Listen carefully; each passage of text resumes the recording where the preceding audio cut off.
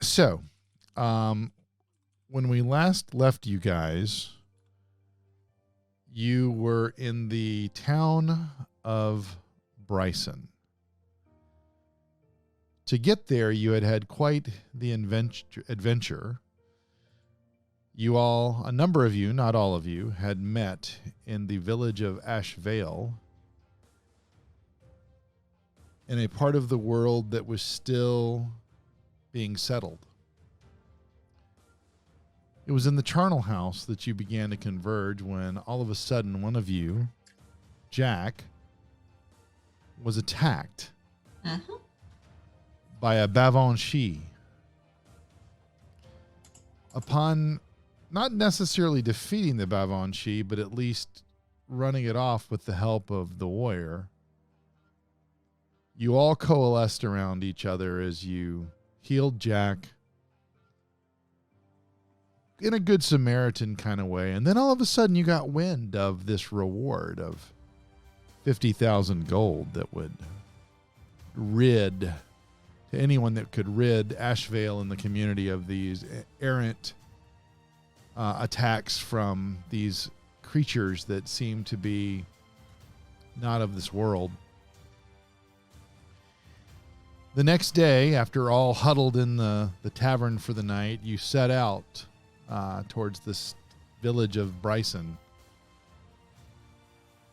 It took you a whole day to get to the first piece of the journey, which was at Lake Junaluska. And you got up the next morning and made your way and found your way hampered by wolves, dire wolves. And you were in combat once again. Overcoming these wolves in battle, eventually, after some of you fell yet again, you were able to make your way the rest of the way to Junaluska, or from Junaluska, rather, to the village of Bryson. It took you another night and about 5 hours or so the next day. So you found your way into Bryson just after lunchtime. There you met with the proprietor of the Tuck Inn Tavern, Aiden Schwimmer. You explained, Aiden, what your mission was. And I failed to mention that on the way in Junaluska in that battle, you picked up 2 new allies. A Kalishtar paladin that seemed to be more than she appears, as well as a tabaxi-like mystical cat-like creature that helped you along the way. And as you've all arrived in Bryson, you've met with Aiden. Aiden said he could get you to where you wanted to go, but you would need a guide. And he went and he found you this guide, Ernest T. Basova, to be exact. And the plan is for you all to leave with him in the morning from the town of Bryson into wherever he plans to take you to pursue this reward. He has promised you an audience with his granny, who has a way with cards that may help you along your way. As he left you to make preparations, you were all sitting in the dining hall of the Tuck Inn and Tavern. It is mid-afternoon. You have some time to do some shopping in the area before you retire for the night. You've rented rooms at the inn. And you will head on your way the next day. So with that of a recap, You are still sitting in the tavern room. What would you like to do? I need to buy some healing potions. Probably a good idea. So,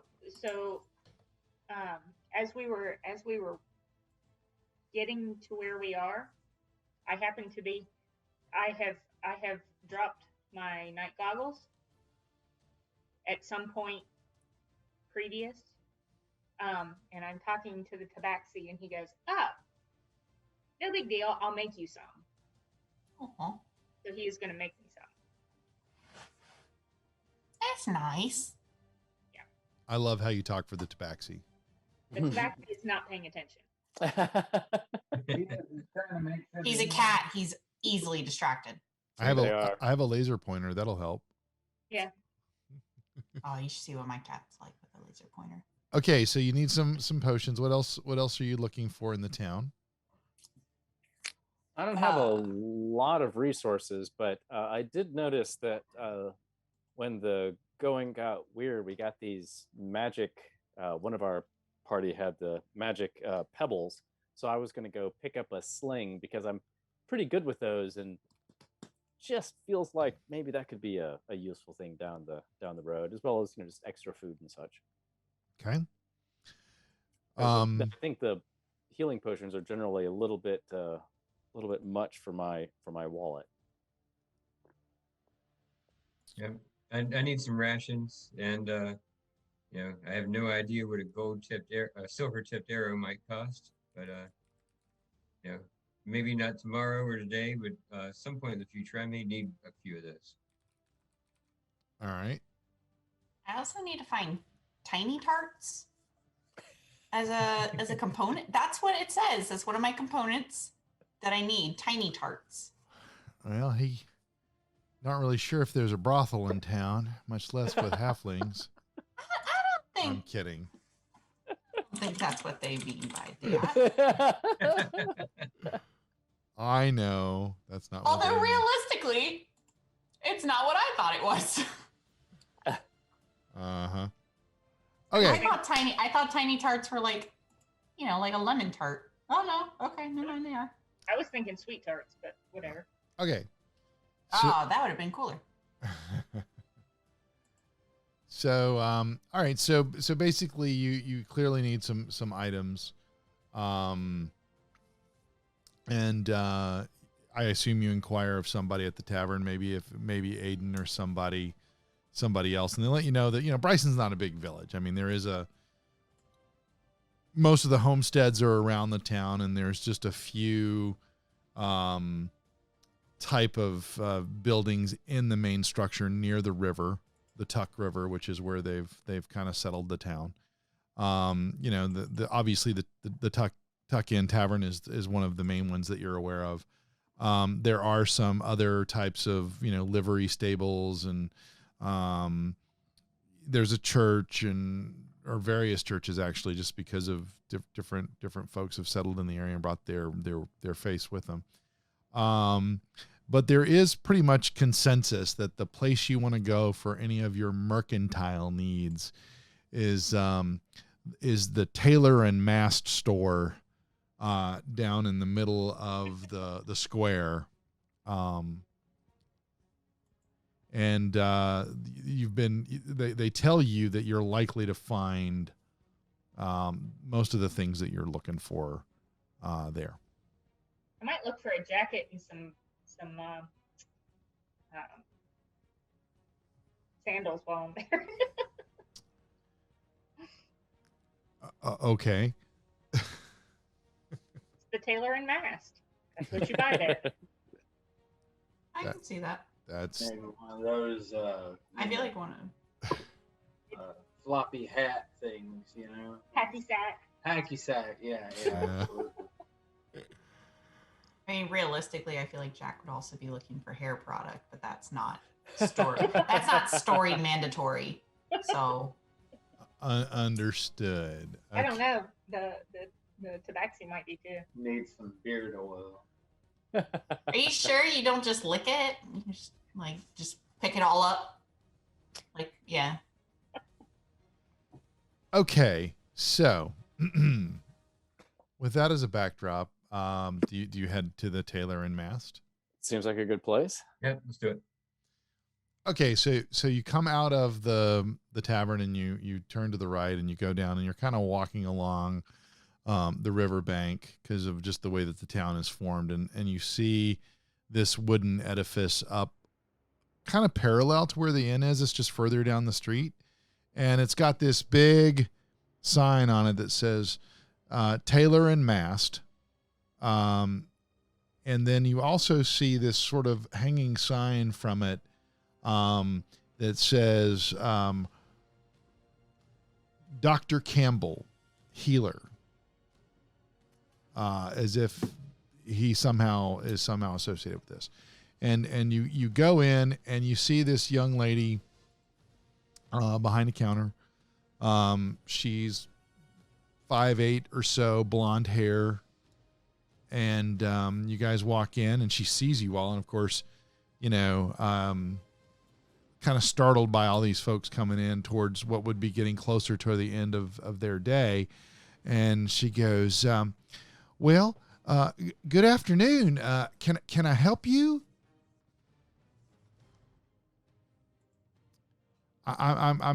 We got all Why, kinds. yes, ma'am. We've just got a couple of things here that we're all here to pick up, but we just, what sort of manner of goods do y'all have in this here establishment? Well, we're kind of a general store. I mean, we're the only place in town, so. How are you a general store and a healer at the same time? Well, I'm not a healer. No. I think you're referring to Dr. Campbell. I don't own this place. I just work here, and he has leased a little bit of space to do whatever he does.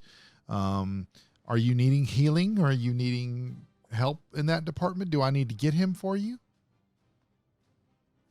I feel tempted to see if he would be willing to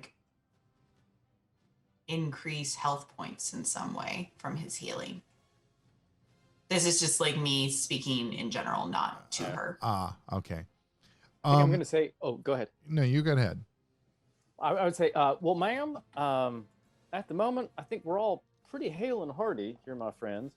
But, the life we lead's a little rough, and sometimes we could use a little healing maybe on the road. Does your Dr. Campbell deal with that kind of materials as well? Because he might be he could find us very generous, I think.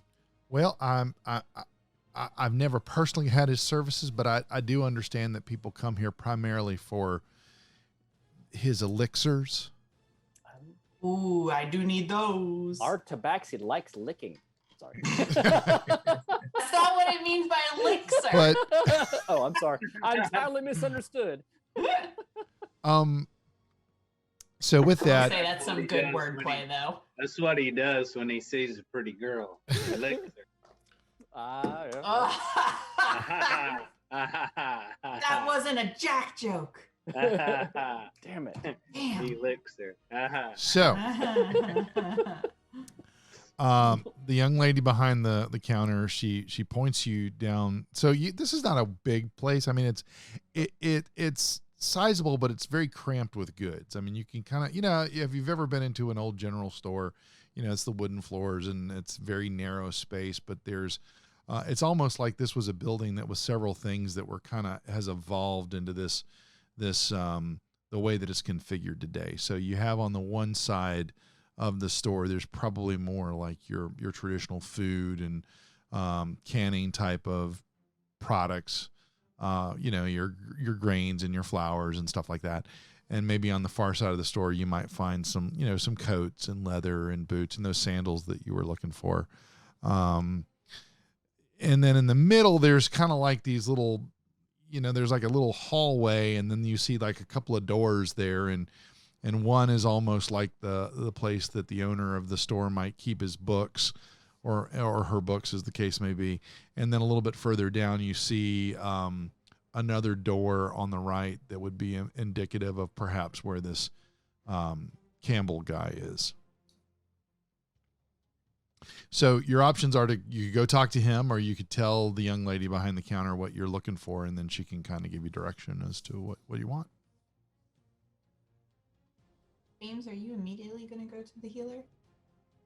I mean, it feels like not a bad plan, just to see what. Just wanted to ask her something really quick, but then I'll join you on Sure. that. So we'll keep the story here since she's here, and allow you to do that.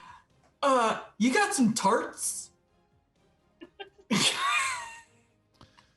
And she looks at you, and she doesn't I see really tiny ones, like little ones. They don't need to be big ones. You don't really shock her with the question, because she gets all kinds here in this trading post on the side, and she kind of sizes Jack up and sizes you up and goes, "Why, yes, we do."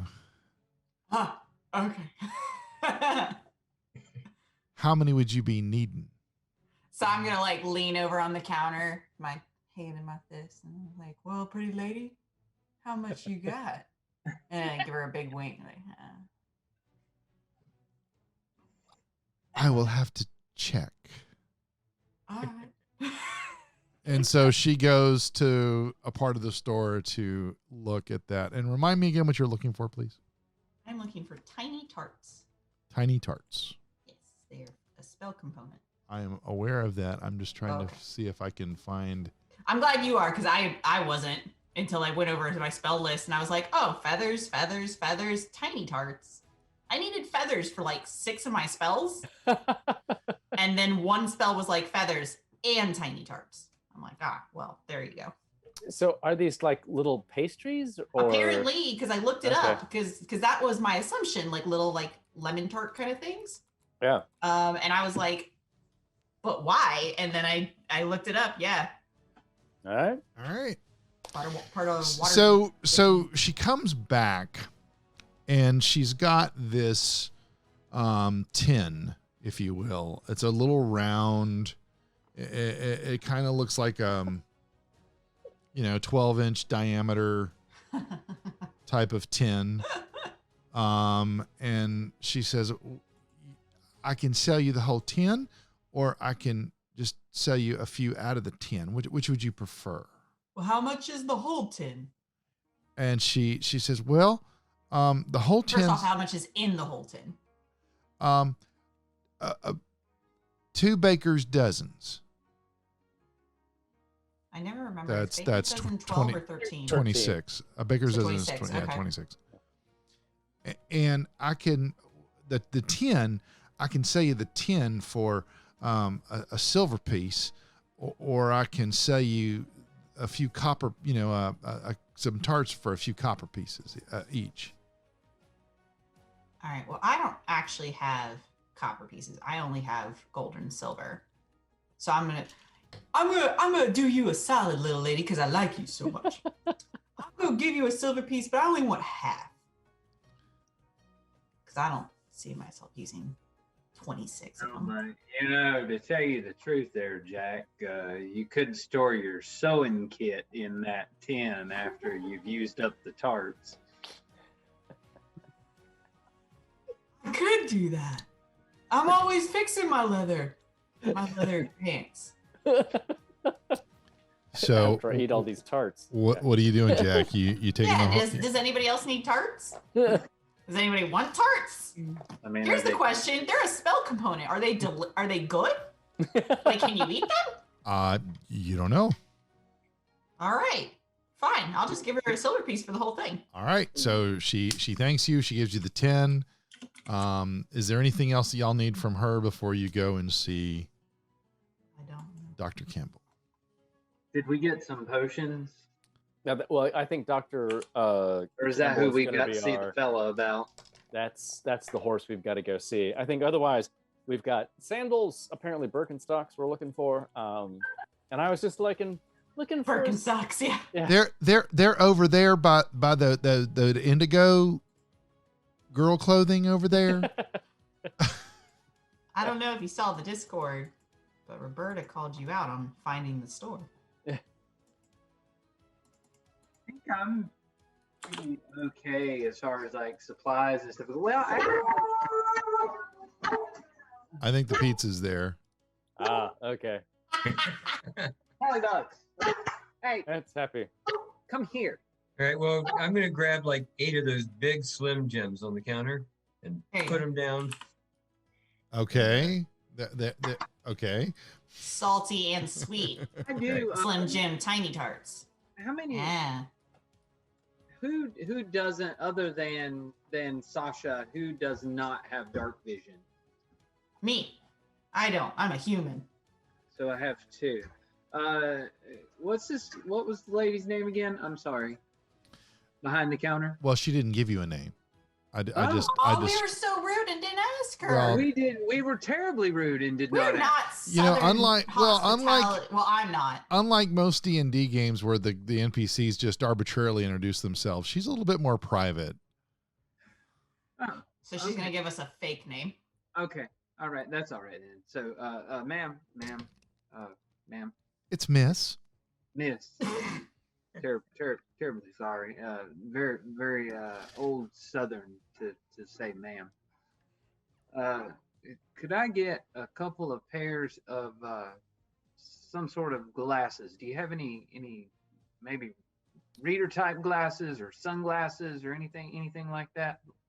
Well, you know, Sunglasses. we're a trading post out here on the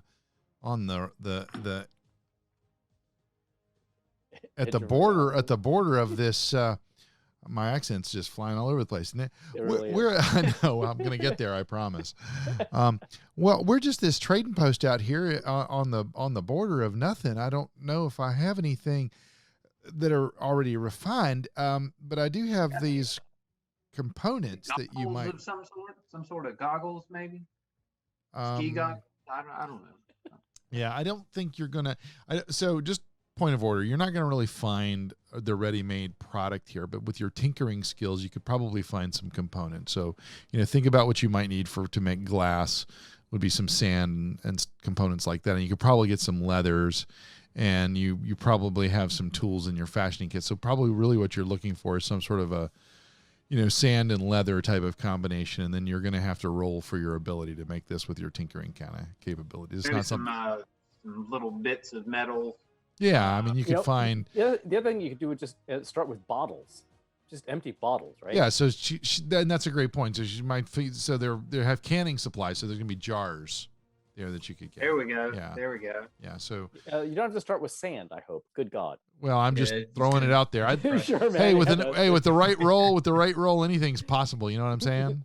Well, and I get and I guess with the canning supplies, you'd have some like bands and lids and things like that are going to be metals. So yeah, So think about like those bass jars that you can take the top out. You can almost make that hole, and right. Yeah. So she has a couple of those, and so she points those out to you, and you can get a couple jars for a few copper pieces. All right, that sounds like a plan. Let's do that. Okay. And Yeah, I'd like to ask the young lady her name and introduce myself. And also inquire if there's a Fletcher in town. well, my name is Sherry Fry. Hi, Sherry. Nice to meet you. Quill, was it? That's right. I'm Quill. And you're looking for a Fletcher? Yes, ma'am. There's not that name doesn't ring a bell here, but we have people come and go through here all the time, in town all the time. You don't really know who's living up in the hollers or down in the coves. You know what I mean? Yeah, you got anybody around who's handy with a bow? Well, there, the blacksmith shop also has got some wood capabilities, and he might be able to help you with some of that if I'd at least start there. I mean, we sell a bow. I've got this bow I can sell you, but we don't really repair them here. Gotcha. Well, thank you so much. Which way is that blacksmith? It's down the road, going down the river here away from us, and she's pointing down the road away also from the Tuck Inn Tavern.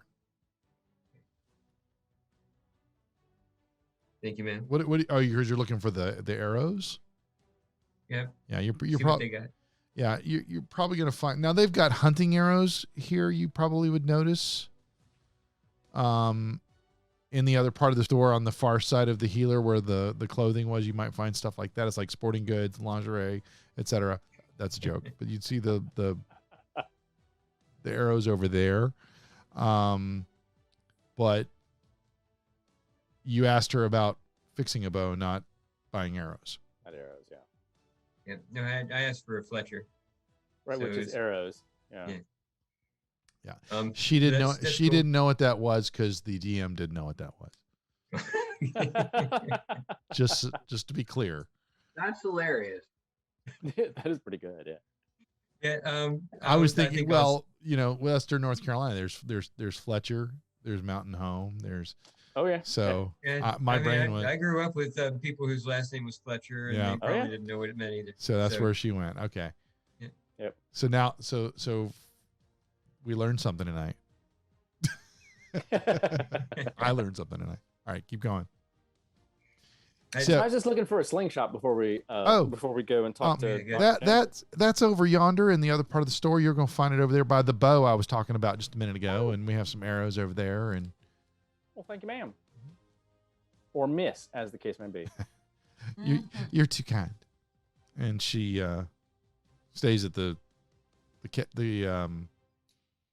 front of the store because that's her job. She's there behind the counter. So, are y'all done with Sherry Fry? I believe so. I mean, Jack's not, but he'll be back later. He can come back later. Yeah, he can. He can. You'll have to roll that initiative differently. Okay. Yeah. Yeah. All right, so we're gonna go see the good doctor now. Well, I'd like to, amble back that way. Sure. So as you kind of as you amble down that hallway, you pass the first door that's closed. And you're really not sure if anybody's in there or not. You come to the second one and it's open, but it's almost like you know he has sawed the door in halfway up so that the top part of the door is open and there's like a little counter type there, and you see this guy set at a table, and he's got all kinds of apparatuses around him. And, you know, he's got like little flames going and things burning in a little glass vial kind of thing. And you see dried herbs all over the place, and you see him kind of his hair is all mussed out. He kind of looks like Doc Brown from the Back to the Future, and he's kind of but he doesn't look like Christopher Lloyd. That's not what I'm saying, but that's just to try to give you a mental image of kind of what he looks like as he's going through his stuff and trying to make sure that he's got his ingredients and his recipes just right.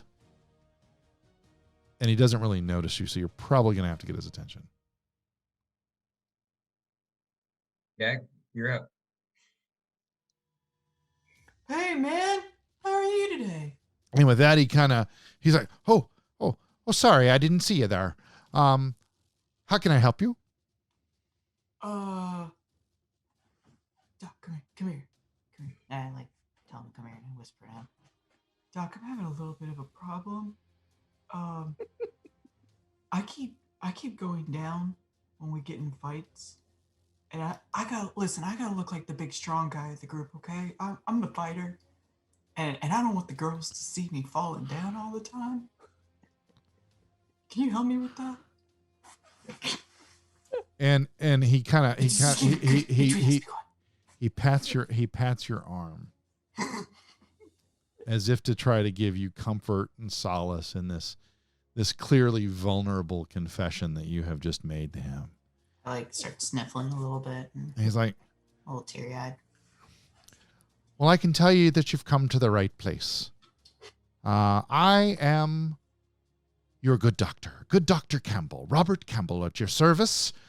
I made my way over here from the old country not terribly long ago, and, well, was in Charlestown for a while, but had to leave there to find new places to show my wares and find my resources to help young lads like yourself and give you what you need for that. Is he getting loud? Do I need to like shush him again? Could, yeah, you may be like, hey, yeah, you could come. Yeah, shh. Oh, I'm sorry. Between us. I forgot. Yes. Well, as much as I'd like to tell you that I have something that will boost your virility, as we might say, I haven't quite cracked the code on that. However, I do have some of these vials over here that have the ability to restore you if you were to go down, so to speak. Not a lot, but just enough to get you back in the game, if you know what I'm saying. Yeah. How much? Oh, those are there's a lot of effort that goes into making these things. So there are 50 gold pieces. I'm sorry, what? Because he's now trying to get you to be quiet. Yeah. I only got 5 gold, the most. Oh. Well, that is a pickle, isn't it? No, duh. Well, let me think. You seem like a nice guy, a nice feller. Oh, thanks. And I think I have a solution. Okay. Well, first of all, where are you going? I think we're fighting some guy named Strahd. We're gonna go see a Strahd guy. Oh. Yeah. Well, then what I was thinking might not work because you might not be coming back. But we can try, right? Okay, let's say I meet other people before Strahd.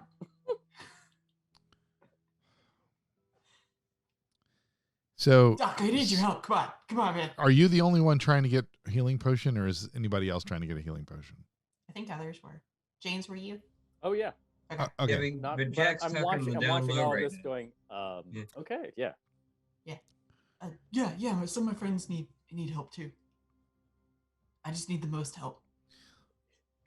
So He needs help going down. I don't know what that means. amongst I was actually going to ask for help for going up too. amongst your friends, how many potions do you need? Hey, guys, elf boy, how many pushes do you need? I don't know. Other How many elf times do you boy. reckon I'm gonna need one? I'll take one if they got any. Okay, other elf boy, what do you need? So yeah, so we can. So Dr. guys, Campbell, is there some agreement we could come to? Because I mean, we've got a whole bunch of stuff. I don't think it's gonna. I think it might take us a while. Around you. So something that you're interested in, maybe we could bring back to you. Or I could know we a do lot- something I for know- you? well, that's I know a lot about herbs and such. So, are there things that you're looking for you haven't been able to find? so you hit the nail on the head. That's exactly what I'm looking for because there's so many herbs that I need to do these concoctions. And as you can see, I only have what I have here. Any points, and you see like no more than 10 vials of this red liquid that would be what you would know as a potion of healing, the 2d4 times R plus 2 variety, the $50 gold piece one. Okay. See, He's got about 500 gold worth in stock. That's a lot of gold. So I need to know what you could bring back. And he gives you and I'm not going to go through the list of what it would be. He kind of pulls out a piece of parchment and he kind of begins to write down certain components that he would be looking for.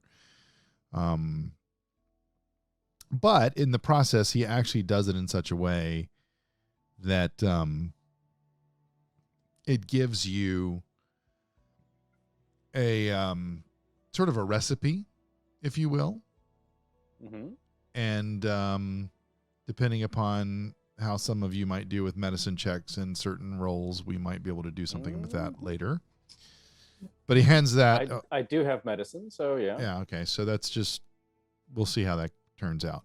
Does he need tiny tarts? Would do we already know that Quill basically like lived in the forest? I don't know. You know, I mean, y'all Quill have shared that info. There is still opportunity for you all to learn about one another. Okay. Right. I guess so clearly with Hal suggesting maybe he could go and harvest some stuff in the woods. Yeah, that's what I was thinking. Yeah. Like, I just hand him the list and be like, first off, does he even recognize some of these components? Right. So what he says to you is, you all look like a band of adventurers. Is that a fair way of that's exactly what we are. looking at your endeavor? And Jack has a band name for us, so. Wait, do I? Have I come up with a band name? Oh, I should come up with a band name for you. Hold Dude, on. you're the bard. You should definitely come up with a band name. before we get into the theatrics of Look, your it was a long time before I came up with the Rolling Gnomes. Of your band, perhaps I have been looking for someone who can not only help bring back things that I need, rare things that I need. I also am looking for someone. I'm also looking for someone who could promote my wares, promote my name, send people to me, customers. Sort of like, dare I say, advertising. All right, is somebody wearing a sandwich board through the woods? Because that would be awesome. No, but you could. Somebody could sing the. I mean, songs. Oh, hey, I could do that. Yeah, there you go. The jingle. I could make a sick ballad. By the way, we're Earth, Wind, and Shire. That's our group. Earth, Wind, and Shire. Oh. That's beautiful. I love it. And excuse the sound you just heard. Merle's automated theater just went off. I didn't hear anything. I heard Earth, Wind, and Shire. It's a lot of clinking. So now you see, like, she's like.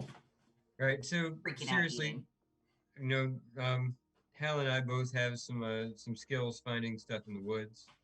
I'd say we can pull that off, but we need to find out what dude's terms are. What's he after? Well, I can't just give my wares away. Sure. Absolutely. And he counts. Is Rose with you, or is Gunloda with you, or is Gunloda back at the hotel? She's back at the hotel? I would hope the inn, with this, but I don't know. So I'm trying to determine, does he see 5 or 6 people? I would say 6. I feel like she'd be at least shopping with us. Okay. Yeah, I would think so too. Yeah. So if I were to give each of you one of these potions, that's about 300 gold pieces worth of value. What do you have in any kind of offer that the components could sort of fill the gap?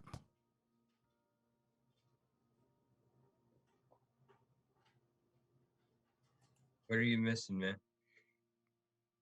And what do you need the most?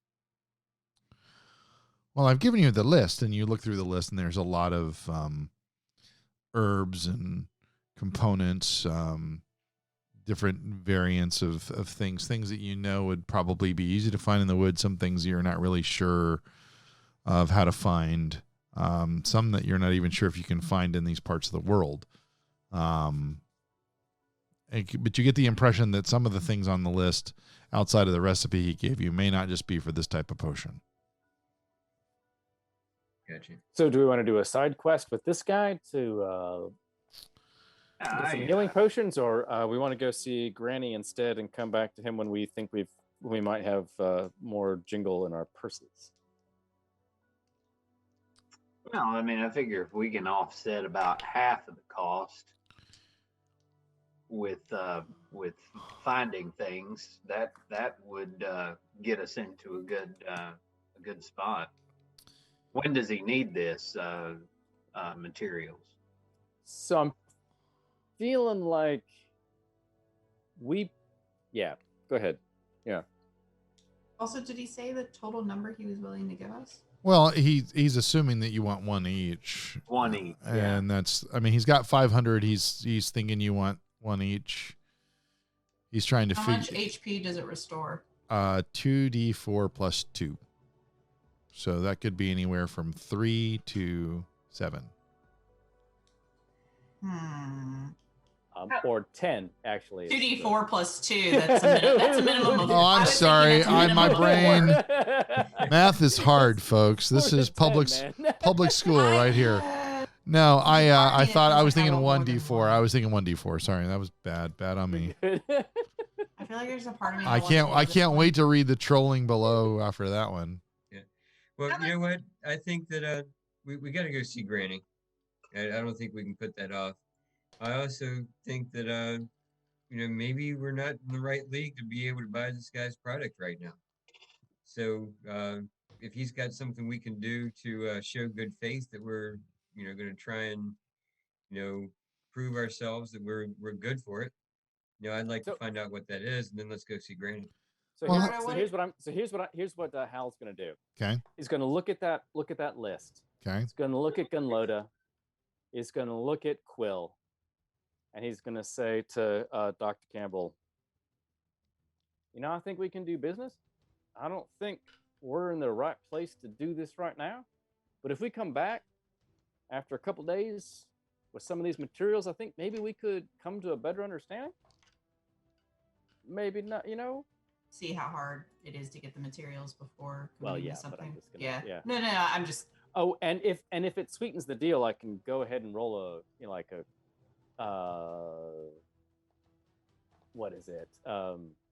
Just roll charisma if I need to. Well, I was going to have you make a persuasion check, but you haven't really tried to. You haven't really made. Your only offer right now is you are going to come back in a couple of days, right? Yep. Okay. And we've got some, and we can see are what we you can do after keeping? that. Are you keeping the list, or is he taking? Are you giving it back?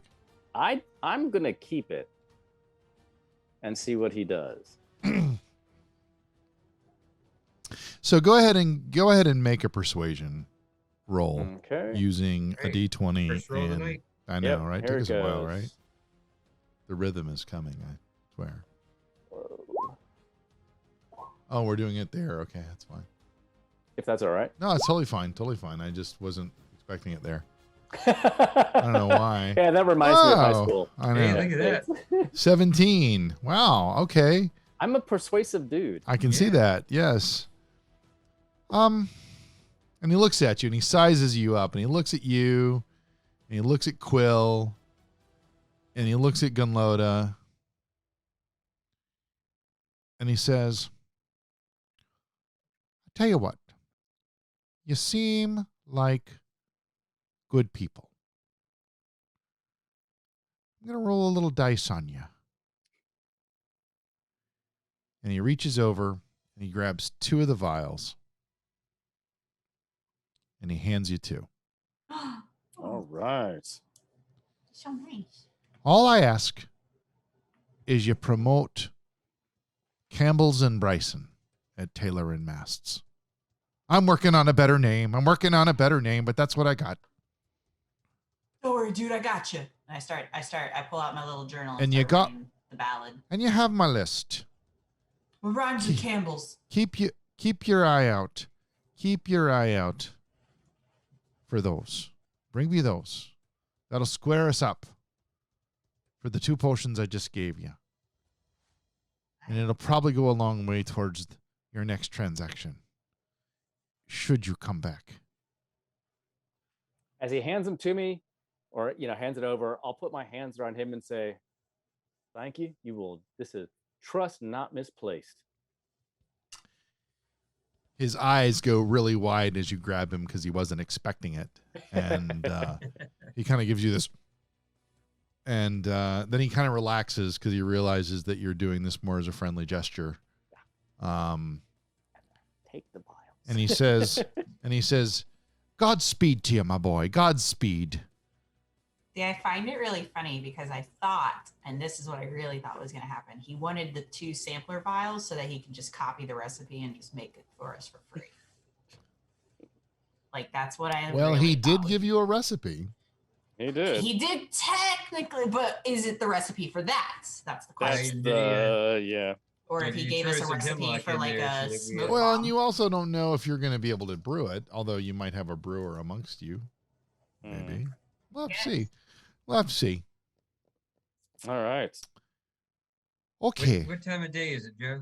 So, y'all would have arrived at the tavern at around 1 o'clock or so, and you had your interaction with everybody there. You probably didn't get out of there till about 2:30 in the afternoon, and so, like I said, it's getting close to closing time for these folks. And closing time is really not driven by it's not like a 9 to 5 job. It's really about when is daylight going to end, and so you're in that time of the year where you're just not really sure. It's not like June. It's a little cooler. So to answer your question very specifically, you're probably around somewhere between 4 and 4:30. So maybe time to go back and see what Ernest T. Well, I think that the archer needed a Fletcher smithy. Yes. Well, yeah. So I've looked over their wares, and I've decided that the basic elven arrows that I have are probably superior to what they have on the shelf. You're I'm going to stick with what I got. probably right. That's a fair assessment. Okay, so where are you headed next? Well, Is there I don't think I need it, but there may be somebody who needs that blacksmith.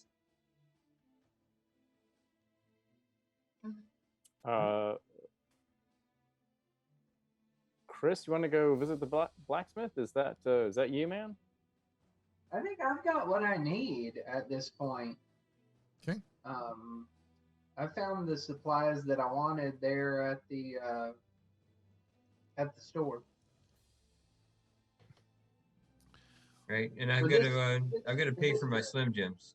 Okay, so you go back to Sherry and you give her just a maybe even a copper piece for those, and Right, I'll give Sherry a copper piece, and then I'll tell her thank you very much. I sure appreciate your help. And anytime, sir, you come on back here and we'll help you out with some more of that stuff if you need it. And good luck on your journeys. I appreciate it. So, y'all are done at the Tailor and Mast then, and you're headed back to the tavern, or are you going somewhere else?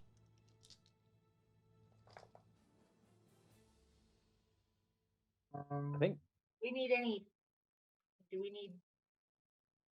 Does anybody need provisions like food? Well, we'd have picked that up at Taylor and Mast, right? Yeah, you would have picked all that up there.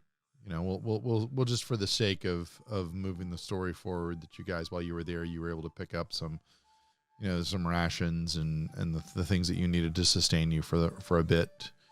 Are we gonna have a difficult DM who calls us on rations? Nope. Okay, cool. But I'm gonna insist on having a different tent than Quill, because there is no way I want to spend a night with someone who's been eating Slim Jims all day. Fair enough. With experience comes wisdom. Yeah. Junior high was good for that. Okay, so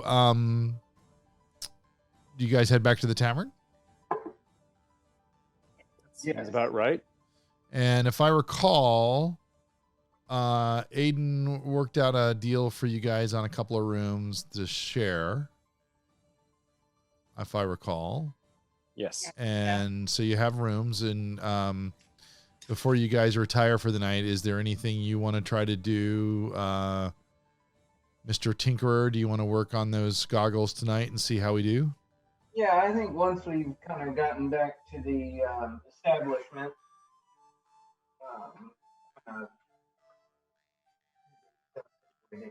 okay, here Yeah. So let me see what I can concoct here. Okay, so give me 1 second. We're gonna do this. Pull up my DM screen here. Finally got a decent DM screen here. Yeah, because my God, man, I could see all the dice rolls before now. No, it was the last game when I was trying to figure out the travel speed. And I was like, I don't have the screen because it's all here. So I actually found a really good one that gives me that kind of stuff. So excellent. You're a 2nd level character and you have training and tinkering. I would hope so. Yeah, I would hope so too, but I'm just, He would be a crappy artificer if he didn't. Yeah, right. No, Would yeah. be weird. I'm just trying to make shit. I don't know. Let's see here. Funny.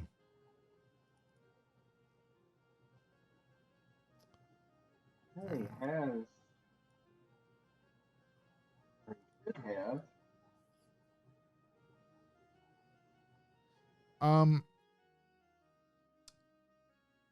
Okay. You're trying. What are you trying to make exactly? So I want to attempt to make goggles of night. Okay, that is a magic item. It is.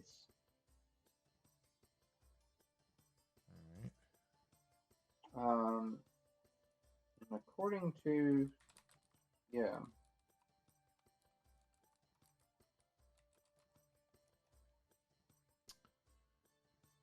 Okay. They're pretty uncommon, but we're going to go for this. Okay. So I would like for you to give me a D20 roll. Let me look at your proficiency modifier. Just gonna MacGyver the hell out of it. Right.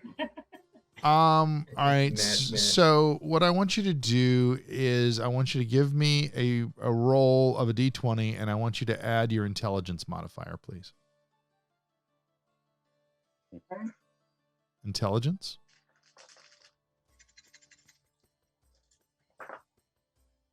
Got it. Yeah. I've got a 16. 16. Okay.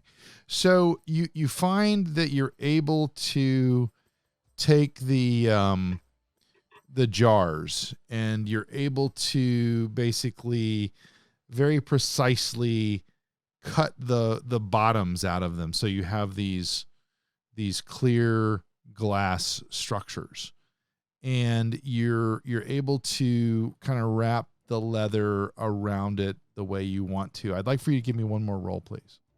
Okay. Same deal.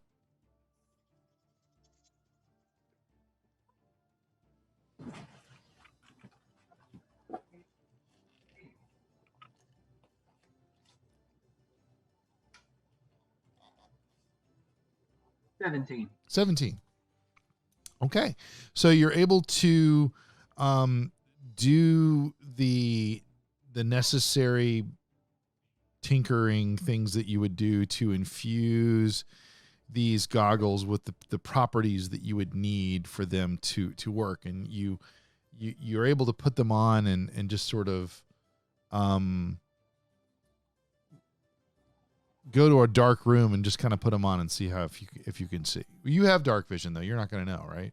Well, it increases mine. If I have goggles of night, it doubles my vision if I have it. And your dark vision is 60 feet? Yes. Okay. So you take what you've done and you go outside and, although there are some, torches lit here and there, there's not really light at this point.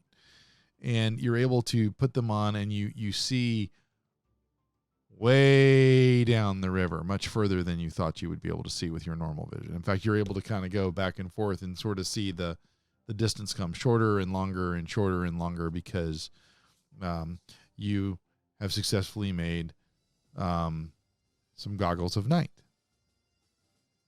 And I think you needed to make 2 pair, right? Yeah. Yeah. Give me 2 more rolls. Okay. Same proficiency. Does he get advantage since he's already created one? I will say it lowers the DC. How's that? Okay. That's 3 is 21. Oh yeah, you don't have any problem with that. You're able to replicate what you did, and then 1 more roll.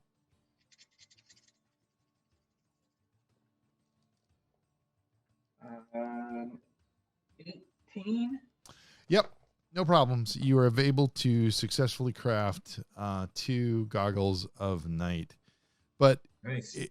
the tinkering capabilities that you were able to do that with were part of your skill set. But it was your time with the folks that you came from that really gave you the know-how to infuse them with the properties that would give them their capabilities for you.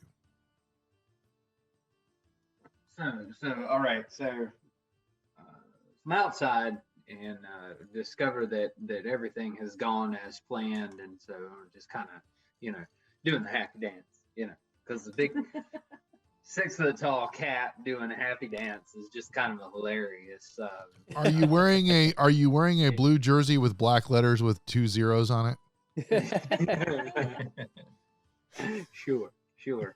Okay, so I take these inside back into the inn where everybody's still kind of gathered in the main well, area I assume you were doing that in your room, but I probably have gone up and am praying in my room. Okay, so I'm gonna go find Sasha's room and knock on the door.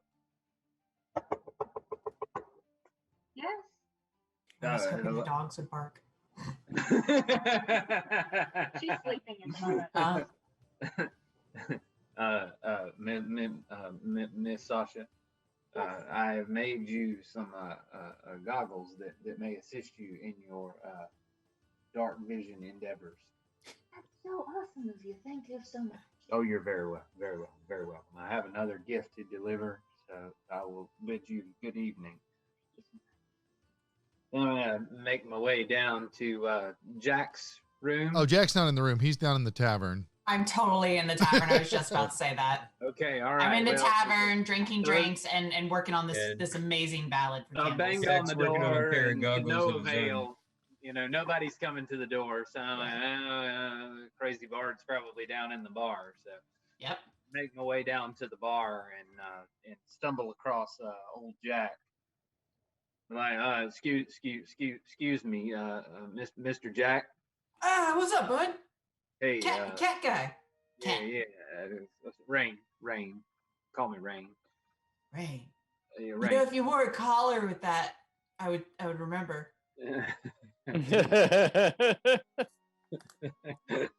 I may have to find me one. Okay. I'll look. So I was tinkering up in my room there, and I have crafted you some goggles of night. Oh, are they goggles or are they sunglasses? Well, I got really not- excited at the idea of sunglasses. They're not the fanciest of things in the world, That's okay. but they will help you see in the dark. Oh, better hallway thanks, vision. Man. Can I buy you a milk? That what you want? There, Jack. I would prefer just a good old dwarven ale. That would be. Ah, cool. Hey, barkeep. And buy him an ale. And All right. For thanking And him. so the barkeep comes over and pours the ale into the ceramic looking mug and slides it down the table. Wait a minute. I want to see if Yeah, he slides around down the table and it stops in front of you. I'm gonna watch him because my first thought process would be he'd have to drink out of a bowl. So I want to see how he actually drinks out of a mug. And while you seem to be presenting to the other people in the room, he keeps moving in front of you and showing his butt to everybody else in the room. Yes. I have the overwhelming desire to like push like bowls of peanuts off the bar all of a sudden. Yes. Or other people's mugs. Just. Yeah. So just a sidebar from Gunloda. She is officially out of work and she's on her way. So she'll be on in about 20 minutes or so. Man, this late on a Saturday, that sucks. Yeah, that does. It's all good. It's all good. We will. So what my plan is, we'll just keep going here in the town until she shows up. We'll take a short break here in a minute just to kind of give her a chance to get here and then because once we move out of the town, and this is the Joe talking out of the game here. We're going to start moving towards the heart of the story. So right. Cool. So as Jack and Rain are there sort of amusing each other with like what how cats drink beer. I'm just going to be sitting in the back and just sort of occasionally talking to people just about how life is in Bryson and if there's we've seen some weird shit on the road and how stuff is for people around there. Just kind of generally chatting people up. It's not my favorite thing to do, but here I am in this town and I'm feeling a little weird about where we're going. So just seeing if there are other rumors and such that I can pick up on. So as you're having this conversation, you're asking a lot of people and it's like, hey, how you doing? They're really not all interested in a conversation. It's fair. These are people that kind of keep to themselves, but there's this one guy in the room. He's kind of sitting towards the back corner and he's got a hat on, sort of like a farmer's hat, but it's a little bit nicer. It's almost like it's a hat for show rather than to really keep the sun off of him. And he keeps watching you as you kind of go from table to table. And as you're asking these questions, before they kind of not answer you or just kind of show disinterest, you see their eyes kind of darting over in his corner where he's just watching. It's as if they are not going to talk to you right now, is sort of what you think. This guy. Okay. All right. Okay. This guy. Yeah. So I'm a guy who's tried to live on the edges of things, and I know what that sort of darting eye kind of action looks like. So I'm gonna go over and sit down and say, "Hey, it's a quiet night. Can I buy you what you drinking there? Well, wine, ale? What's your flavor?" And he kind of eyes at you and he kind of straightens his hat and he goes, "Friend, I'm enjoying this here mead." You're asking a lot of questions. And the first question I have is this a local mead? Because I have not had some good mead in a long time. Would you recommend it? It's the only kind I drink. Can I get you around? I'm fine. I don't want to be beholden to you, sir, but I appreciate your gesture. In fact, I'm going to take care of yours. And he snaps his fingers. And a mead is not walked over, rushed over to the table and placed in front of you. He's a big shot. Surely do appreciate that, sir. Let me have a taste of this, and I'll have a taste. And it's amazing. You're like, wow, sure. I had no idea that it was going to be. You really expected it to be kind of like this backwater, kind of, like the ales you get that are sort of like the medium, like the house ales kind of stuff. This is top shelf for mead. All right. Okay. Wow. How So- much did you just put yourself in a debt to this guy with how amazing this meat is? Yeah, right. I don't know. So I can tell you got a lot of questions and nobody wants to answer them because they know you're going to talk to me. So let's talk. All right. Well, this is first, I have to say, this is one delicious drink, sir, and I appreciate this very much. I think we So- can dispense with the niceties. I think you want informations. I do, but I do like a good mead. Well, I appreciate that. Oh, I ruin my appreciate meat that. And moment. you are Yeah, welcome. right. Yeah, just run right over that. So So I've been hearing some terrible things coming out from I think north of here, and there's some people who are quite anxious about what's going on, and I don't rightly know what's going on, but it seems like there's some unnatural stuff happening, and I don't. Is this something you know about, or? oh, I know about it. Oh. Well, now. And I know you're going up that way tomorrow Yeah. with that Vistani fellow. Seen a lot of that. Seen a lot of people go up. They coming back? Hadn't seen anybody come back. That's a hard thing. Mm. So, and we've been talking to this Ernest Basova man. He's got his granny who seems like a wise woman. I know a lot of women like this from where I come from. I'm hoping she can help us out, but do you think she can? I don't rightly know. I hadn't met the woman. I just know what I heard. He always talks about her and her abilities.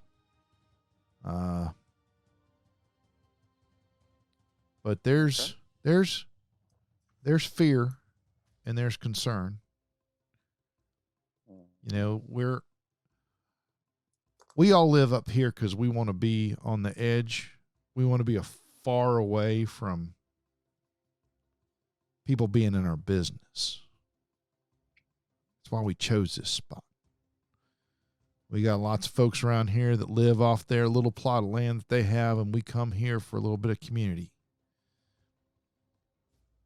And there has been some strange things that come off that north road, that road to nowhere, it seems. I've heard this name. But I haven't met this woman. But I can tell you, these people around here tonight, they're not talking about it because they're afraid of me. They're not talking about it because they're afraid of you. They're not talking about it because if they talk about it, they got to acknowledge that it's real. I got a feller who's leasing some space from me over here at my store, and he's convinced that the herbs around here are impacted by it and can make his potions more potent. And he's been encouraging folks to head up that way because he thinks there's some sort of Shangri-La, if you will, of stuff up there. But I've been here a long time, and I've seen people come and head up that road, and they ain't coming back. So I don't know what you and your friends are trying to accomplish. I've heard tell of some big reward from the east, and those east city slickers out there think they can just buy their way out of a problem. That may be true, but I ain't seen that check cashed yet. So I'll answer any question you got, but I'm just being straight with you.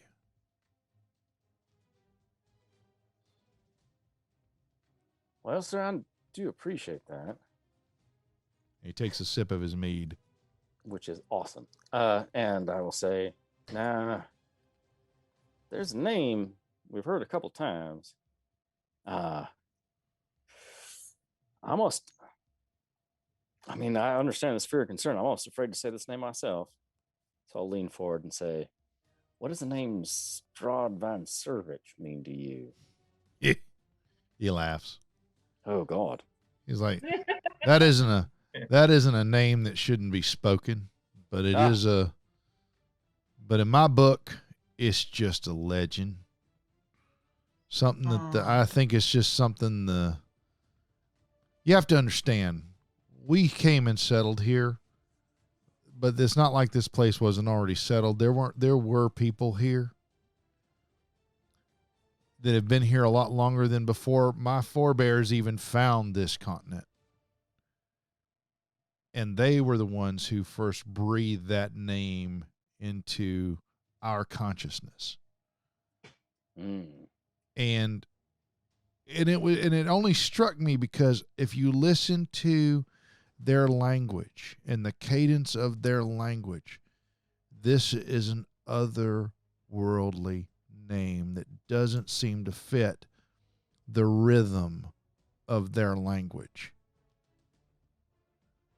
At least that's what struck me. Now I'm a man of means. I haven't had the best education, but I've had enough to get this store going. And it just struck me as myth, a story to keep us out of their sacred places. And it works. There are lots of people that won't go up that north road. What do you think is up that north road? If it ain't Strahd. I don't rightly know, but I can tell you this. It's only Bass Sova and his people that I have seen ever come and go up that road. That is the one thing. So if I were you, I'd watch him very closely, and I'd ask him very specifically. Because he is the only, I tell you, I haven't seen anybody come back. That's true. Those adventurers. But that Basova and his people, we call them Vistani.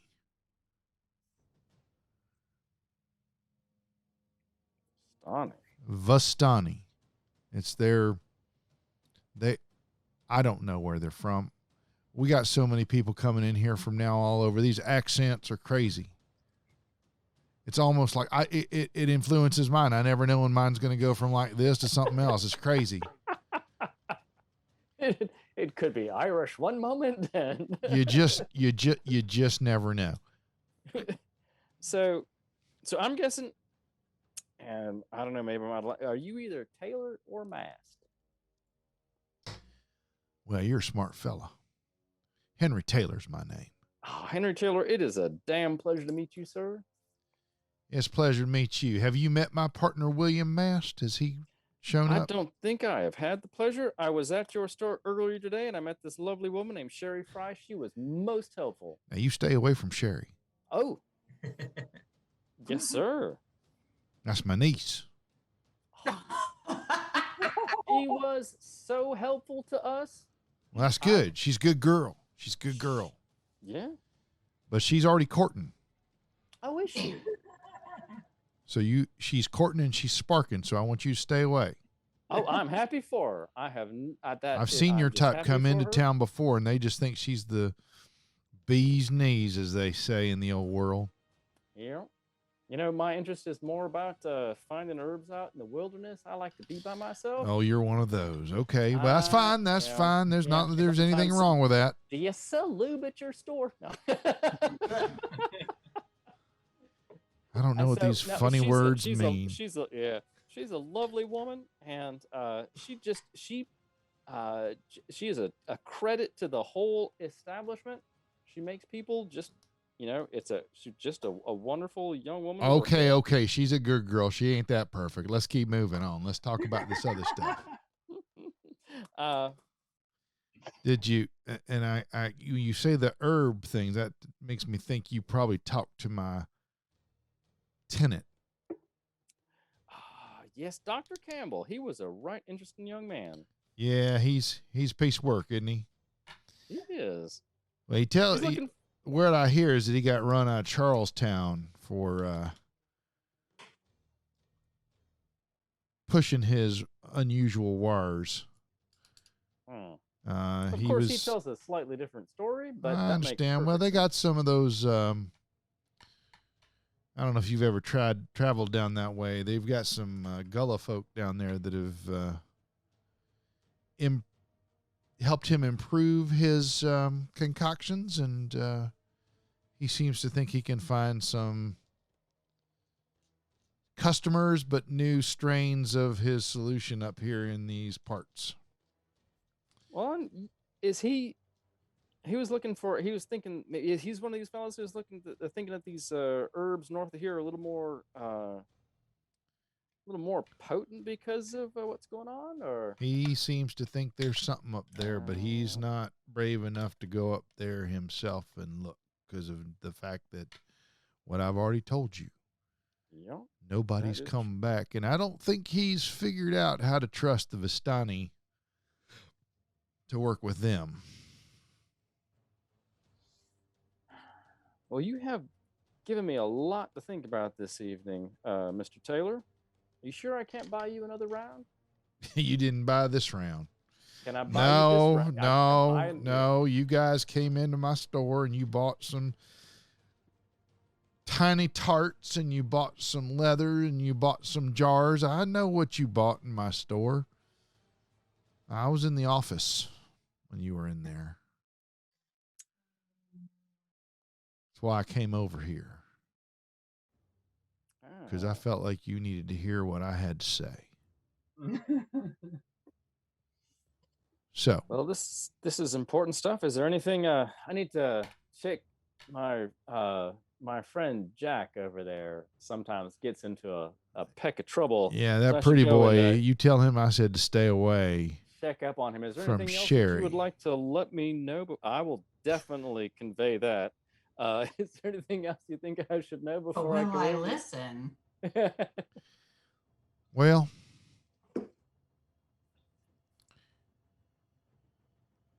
the one thing I think you got going for you that the other groups I've seen come through here that didn't seem to have is you guys have got, what's the word I'm looking for?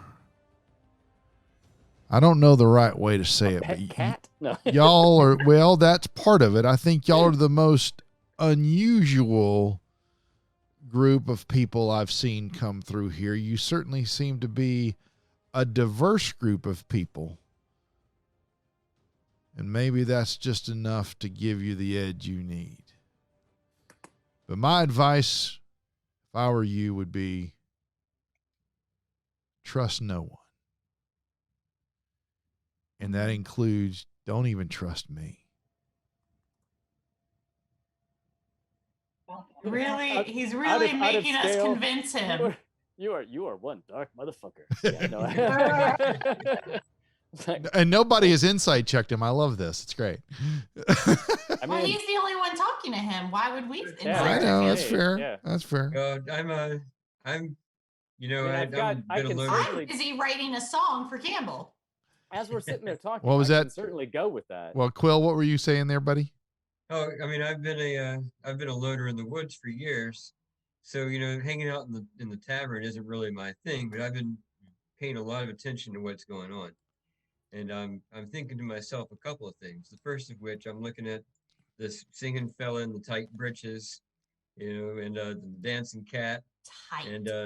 and I'm hearing, I'm eavesdropping a little bit on the story that's being told, and I'm wondering what it is I've gotten myself into, and if I really want to be a part of this or not. Mm-hmm. Reconsidering. I'm thinking about it real hard. So I think one of the things I want to do is after things have calmed down, I can slip out and maybe just do a perception check outside. Before he skips away, I just want to do that insight check with Henry Taylor here. Sure. Because just see what we can get off of that. It's 14. 14. Okay. Yeah. Seems to be on the level with you. Seems to genuinely be giving you advice. Almost like, when he says to you, trust no one, even me. It's almost like he's giving you fatherly advice. Okay. That's the way you take it. Well, I will clap him on the shoulder. Yep, exactly. Yeah. Clap him on the shoulder, say nice things, and take the rest of my mead to talk to my crew and let let Quill take the role. Yeah. Yeah, I was just gonna say with that he puts his coin down and he straightens his hat and he gets up and like he's leaving. Go ahead. Sorry, Quill. No, I'm gonna check things out outside. Okay. You're just making a around. perception check. What you said you wanted to do? That's right. All right. Go ahead and give me a perception roll. All right. One of these things. That ought to work. Was that a nat 20? No, I didn't add any modifier to it. So that's a natural 20. Yeah. Plus whatever modifier you have. You will see some shit. Oh, you said nat 20. Sorry. I would Yeah, so you see these kaleidoscope of colors now. I mean, so you Well, what was in that L? So you're outside in the dark and you perceive that there's a town there. Obviously you hear the hustle and bustle. You do catch some howling sounds in the far distant, but nothing that seems to be unusual other than, other nature sounds. You probably hear hoots and stuff. You hear the running water. You do seem to notice, Ernest kind of going from a building to another building with some haste, but, it doesn't look anything. You don't perceive it as being anything sinister or anything like that. But just because you rolled a nat 20 on a perception check, I got to give you some things to look at. But there's nothing outside that is germane to anything other than the hustle and bustle of the street in the evening, which is not as much as it was during the day. At this point, Sasha is going to come downstairs and order an ale. Okay. And join them. So did this fellow take his leave of? Well, he was getting ready. He was paying and standing up as if he was going to go. I can say that is where he is headed at the moment. After saying his piece, you kind of get the impression that he came in to say his piece. Okay, so Rose is here. Hey, Rose. Hi, sorry. No, don't worry about it. We call that life, and that's important. So you tell you what, guys. Let's take a quick break, and I'm gonna. It'll be an opportunity for us to sort of catch Rose up on where we are and what we've done, and also do a quick bio break and stuff like that. So I'm gonna.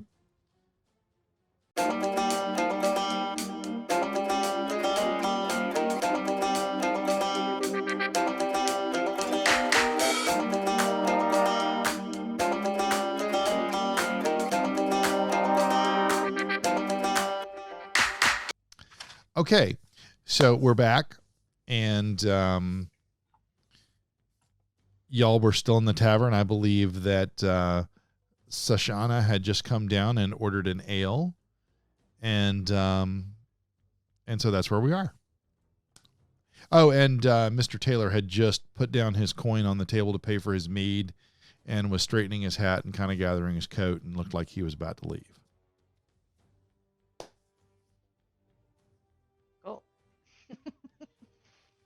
Okay, so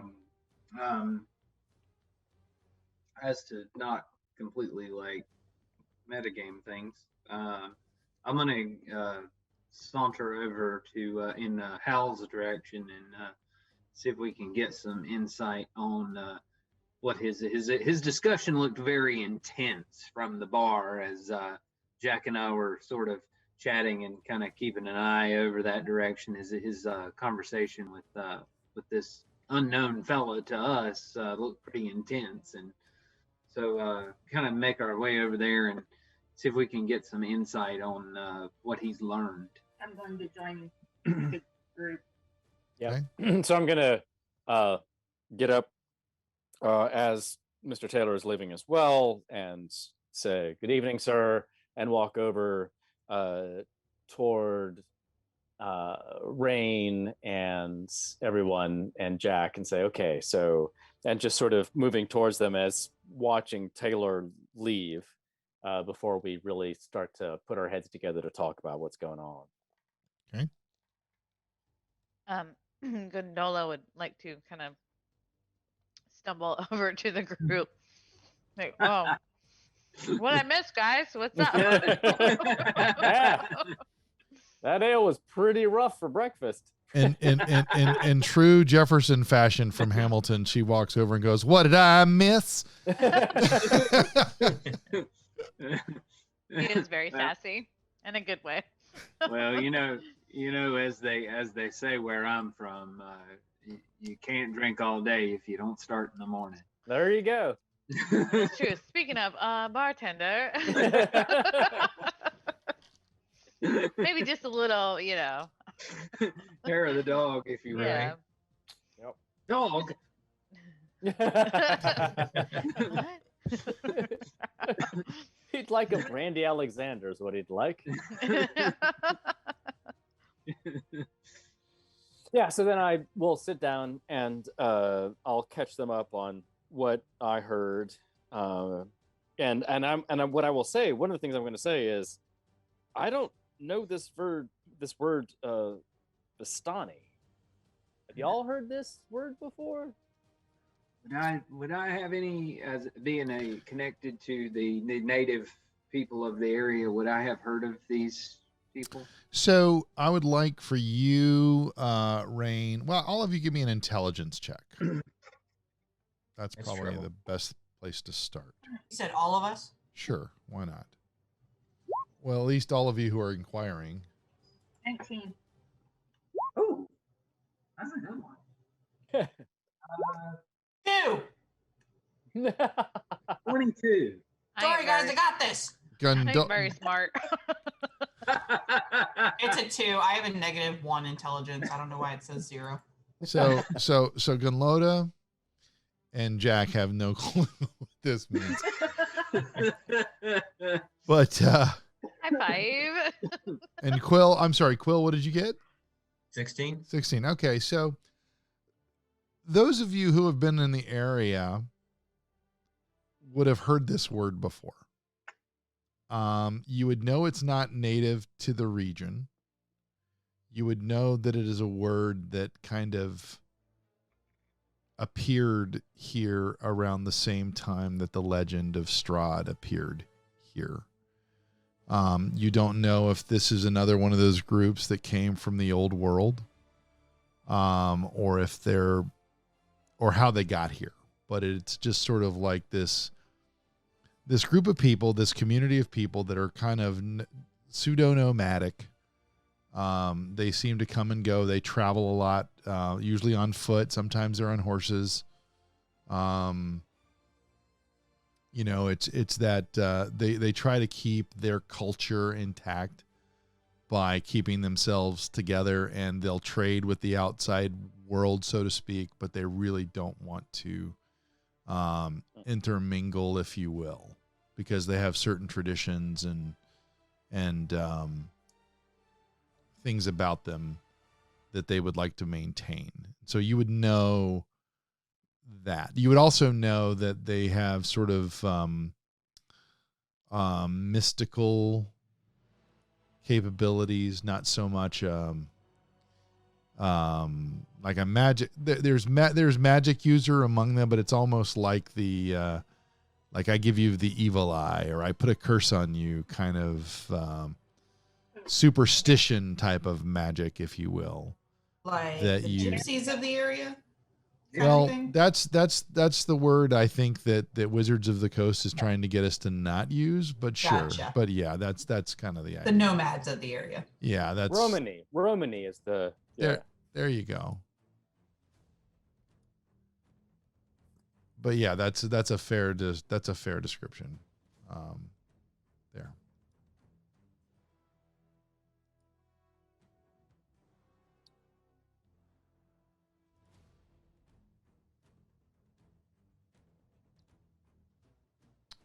Are you guys gonna tell us, dumb people, what you heard?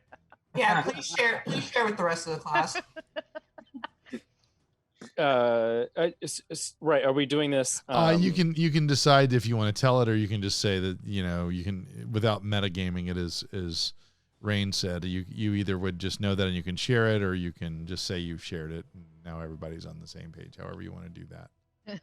I mean, I figured that's what's Yeah. happening. So I would but- sit down. I think my guess is, you know, I'm happy to sit. I don't know what Jack's up to because he might be up singing. But Buck and Loda. No, I'm with the group. Just, okay. I'm not sober. Okay. Please don't think I'm anywhere near it. Yeah. So I will catch it and not remember it. So you'll have Fair, to repeat it a few times. So are we all down in the main room then? I think so. Okay. Yeah. So I guess we could just have a table and That's fine. I will, you know, detail what I chatted about with Henry Taylor and then my thoughts about what I know about the Vistani. And anybody else will chime in. Okay. So y'all are all kind of on the same page, you know, about, you know, Taylor's mistrust of the Vistani, and you don't really know, does he really think that they're sinister, or is it just that they're outsiders and they're outsiders that keep to themselves because they're used to outsiders. Right. But there is this sense in this community that, yeah, I may have my plot of land and I may have my own garden, but I'm still coming to the town for certain things. And if the town needed my help, I was going to be there. You just don't get the sense that that's what he means when he gets from the Vistani.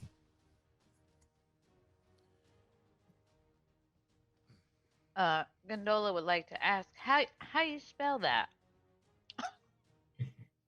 Got no idea. So Vistani, Vistani. That is plural. Singular would be Vistana. So just so you know. Cool. Thank you. Okay. So anything else you want to accomplish before the evening ends? You know that Ernest is going to meet you out front early in the morning, so y'all can get on your way. And I'm going to get more drunk. That's what I want to finish the night with. Okay. Sure, we want to hang out with this guy. If you don't get an 8-hour rest, you're going to have a point of exhaustion all day tomorrow. Just so you know, because you're drunk. Anyway. And okay, well, how many hours do I have left to get drunk? Not many. Fine, one more drink. No, No. All right, Jack does not need to argue with the DM. Jack can do whatever he wants because this is not happening. This conversation is not happening. The DM is like Jack's conscience saying, "Hey, man, you gotta get up in the morning." So on one hand, you hear this. If you don't get enough sleep, you're going to be exhausted tomorrow, and you're going to be like crap if there's a battle. On the other side of your ear, you hear, "Have another drink. Have another drink." We've got a dragon and a possum on either side. Which one's the good one? I don't know. It's for Jack to decide. All right. So, other than Jack staying to get drunk, the tavern begins to clear out. You kind of get the sense that last call has happened. Happy to go up. You all retire to your room, and because you're staying at the tavern in a town that had a nat 20 perception check outside, I will tell you that basically the evening comes and goes without any issue, and you can wake up the next morning with a full rest, maybe with Jack. I don't know. We'll have to see. Actually, Jack, you got a D6. I do have a D6. All right. 1 to 3, you're really hungover for the first couple of hours of the morning, and I'm just gonna roll it on D20 on roll 20. That's fine. I don't know where to find it. That's fine. On Constitution check. I got 3. Okay. You're going to be really hungover for the first couple hours. For the first 3 hours, you're going to feel like, oh, do we really have to do this? All right. Should have remembered. What is your constitution? Yeah, your constitution's +1, so you can call that a 4, but still. Okay. So it is the next morning. You guys have awakened. What do you want to do? Pack my stuff up and wait outside for Boudreaux. Okay. Wait. Yep. Who's Boudreaux? It's What are you doing? Ernest. It's Ernest. Oh, Ernest. Ernest be wild. Mm-hmm. Okay. So are y'all all done in the morning? You're all out front waiting on. Okay. So around what would be about 7 a.m. Y'all were up, and that's why Jack is really in a bad state. You see Ernest come walking up the road. He's got very similar clothes on before, but you could tell he's got more of a traveler coat on. He's got like a satchel over his shoulder, and he's got you could tell he's really laced up his boots really well, and he's got a walking stick, if you will. And he comes up to you and says, "Oh, good. Y'all are all here. How do y'all do this morning? It's good to see you again. We need to get on the road. It's going to take us a while to get there. It's going to be pretty much we're going to be walking a lot today. So, y'all ready to go?" I already don't like you. Well, okay. I'm not here to be liked, I guess. I guess. I did say, how do you do? So we can just hit the road, and then once we get there, you know what? You don't have to like me anymore because I'll be out of your hair. Oh, bless your heart. Let's go. Ernest, why are you so anxious to get us up the road? Well, it's because it's a long way to go, and it's early, and it's going to take us at least And he needs to be back for his soaps. 5 hours to get to where we want to go. His stories. Yeah. He's back for his stories. Yes. That's what he's looking for. Mhm. Yeah. Weird about it, other than him, the obvious. I mean, give me an insight check.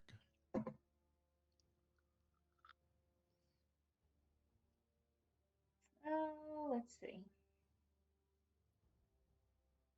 18. 18. Yeah. I mean, he seems anxious to get on the road because it looks like a long road ahead, and he wants to, it's going to get dark if you don't go at the right time. And he's trying to get you guys there so that you're arriving at a reasonable time, I guess is the way he's saying it. And he seems Let's very get going. genuine in Yeah. that concern. Okay. All right. Thanks, Ernest. I appreciate you looking out for us. That's why I'm here. So, so let's get going. And so you begin this process, and just so you know, it is a true, it's at least, with your walking paces, I have gone into my DM screen and checked this out with your walking paces and stuff, to get from Bryson to where you are going, to the first leg, just to get there is about a 3-hour walk. And then there will be another segment beyond that. So let's just kind of deal with the first 3 hours. Y'all are walking. Y'all are leaving Bryson behind. You go past the Tailor and Mast. You're going past. You see the blacksmith shop that they referred to. You see the different houses of worship that I mentioned, and you're kind of following along the riverbank, which kind of curves through the mountain, and you can kind of feel, the elevation getting a little bit higher. But then you kind of come to this crossroad, and you begin to turn up the pathway of that crossroad. And you're still on that 3 hour A 3-hour tour, right? 3-hour exactly. tour, yeah. The 3-hour leg of the journey. It's late morning. Well, you would have left at 7. So if you met him at 7 and you started on the road, you're going to get to one part of the segment will end at approximately around 10 or so. So right now we're just kind of working our way up that way, and now we've kind of gone. So what I'm trying to convey here is you've been following the river, which seems to be the beaten path. This is clearly a route that gets used a lot. Then all of a sudden you reach this point where you turn off of that and you're going up into the woods, up into the hill, lower part of this mountain that has taken you up further. But it is a worn path. It's just perhaps less of a worn path than what you were on. All right, so 2 roads diverged in the woods. In the yellow wood. Yellow wood. Yeah. In the yellow woods. And y'all are taking the one least the less traveled. Yeah. Although it turns out they're I get both. that reference. Yeah. Any more Robert Frost we'd like to do this evening? Yeah. Death of a Hired Band. Let's not do that one. Yeah. Snow evening. Nah.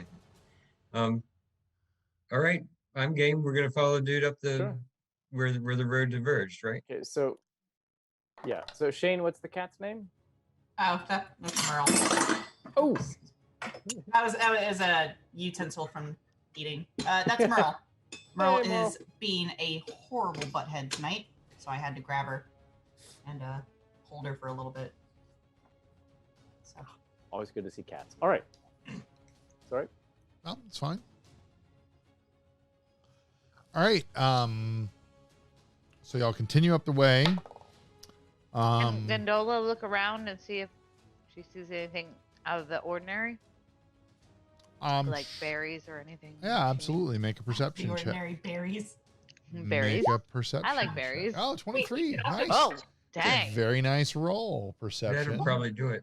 Yeah, so I mean, you don't see anything sinister.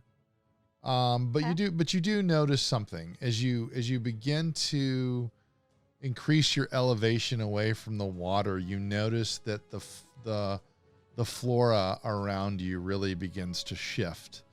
Whereas closer to the water, there was more of that piney, viney kind of look that you would see in the woods, as well as other types of trees. Think about like the hemlocks that would be growing close to the water. Think about the other trees that are growing in the shade of those hemlocks and the bushes and such, and your normal brambles of berry bushes and everything. As you get at this level, there's still a few of those elements, but you begin to notice some of the things that look like might have been on the list that was given to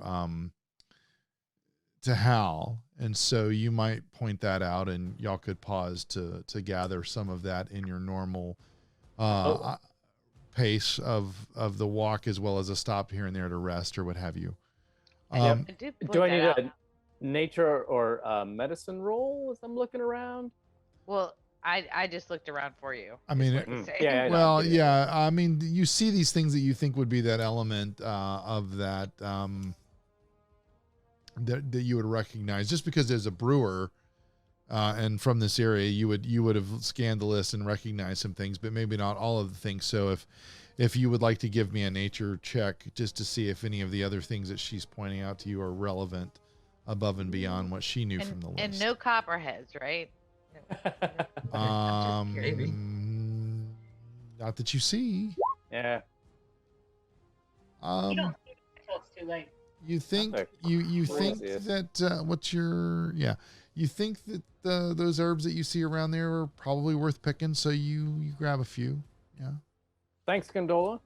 Have we already had the conversation that about trying to make them ourselves? Did we have that conversation in the bar, or is that just kind of floating around in people's minds? We did talk about it. Yeah, I think we the consensus was we might be able to do it, but we aren't really sure. Nope. Who's gonna try it first? Right. Or we just bring it back to the dude, and he maybe hooks us up with some more healing potions. So. Or we can play him and be like, "Yeah, man, thanks for those healing potions. They work great." And then watch his expression. If you expected us to die from drinking them,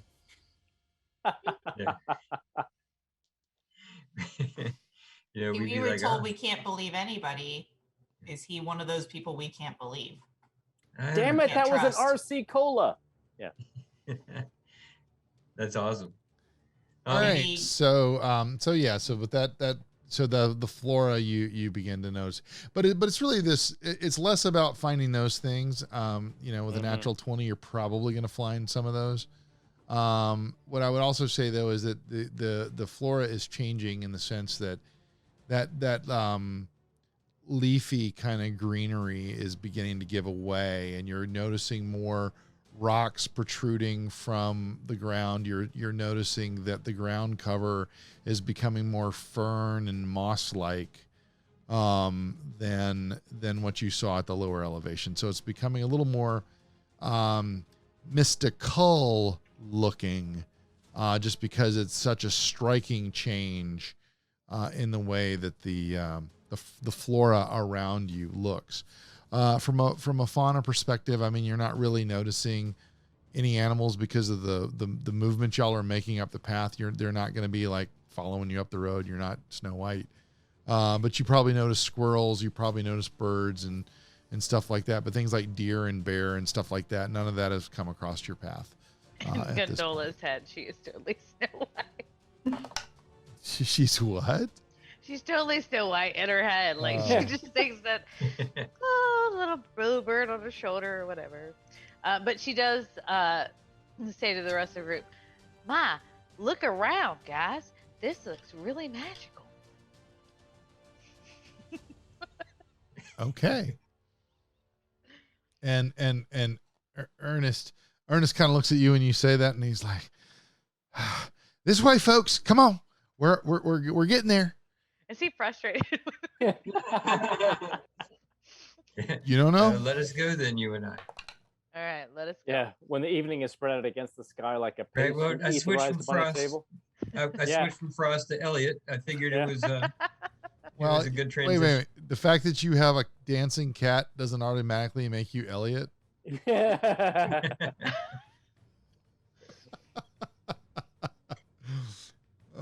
Theater nerds. I love it. I'd argue for Proofrock over the cats. From here to eternity. But yeah. Oh, Hemingway. Yeah, are you sure it's not Hemingway? No, because T.S. Eliot wrote what is it? The Practical Cats, right? It's what's Yeah. his name's? Yeah. Yeah. And Oh, Hemingway had the polydactyls down in Key West. Yeah, the six-toed cat. Yeah. Sorry. So we just went on a weird. No, it's all good. It's As I say, Tangent there. not what I was expecting. so with that, Hal looks over at Rain and goes, "Were you blind when you were born?" Anyway. well, maybe. I don't remember. Okay. So you continue on through the journey. Actually, you know what? Do me a favor. I'm gonna there's 6 of you, right? Mhm.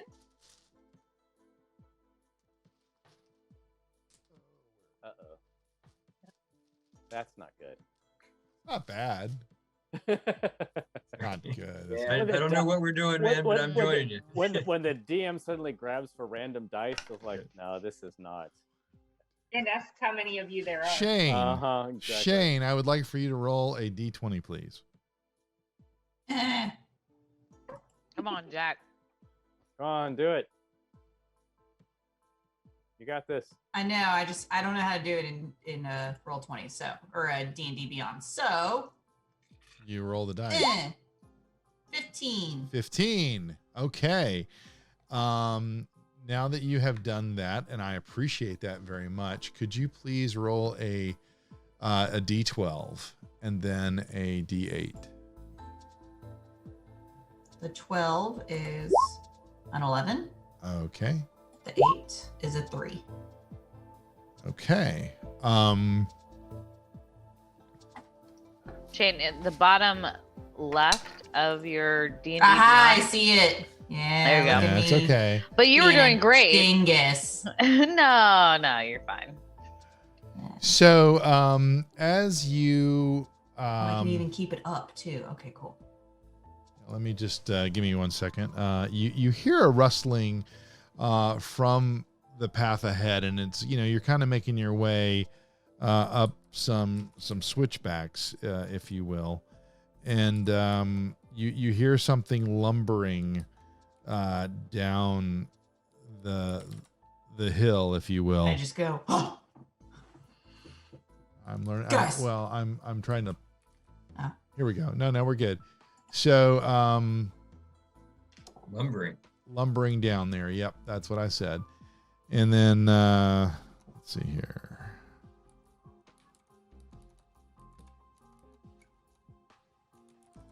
Sorry, I'm trying to set up an encounter really fast because you just see lumbering around the bend coming down towards you is basically 2 berserkers. Yes. And Love so Berserk. yeah. I can't not sing that. Okay, so basically you have a couple of berserkers coming down the path at you. Oh no. Hold on a minute. Why are you guys not in here yet? Hold on a second. I'm having an issue with D&D Beyond. Oh, You're good, man. fire. So how do you right? roll just a random die in Beyond 20? Bottom left. Yeah, there's a little D20 in your bottom left corner. If you click it, it'll show all the dice. All the It's got the same. There it is. I get it. I see Yeah, it. the same things in roll 20. Okay.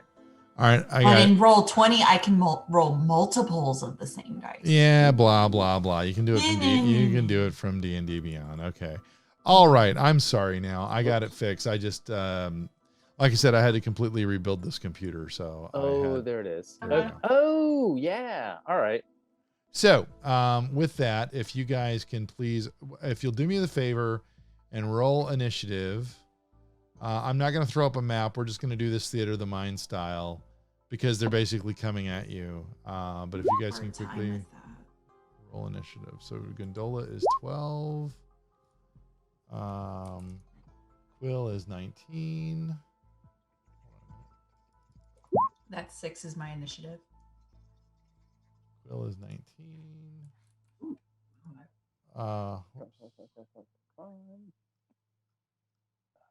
Initiative. There we go. We got 6 initiative for Jack. Oh, Nice one. Keener. Who is the Keener at 11? Shauna. I'm sorry? Shauna. Okay. Shauna's 11. Rain is 20. And Hal, where are you? You're 18. Yep. And Rain was 20. Okay.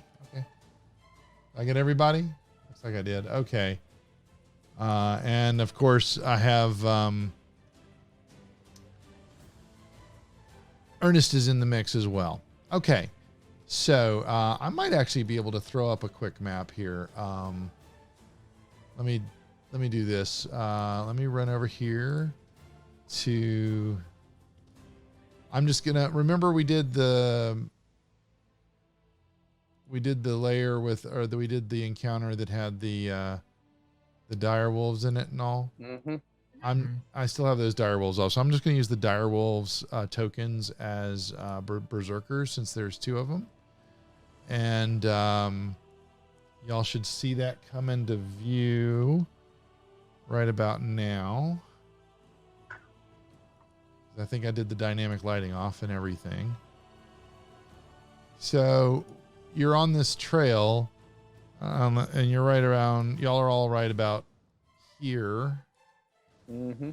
And these 2 berserkers that mysteriously look like dire wolves are coming around the bend at you. And so you are in initiative order. And Rain, you are up first. Okay.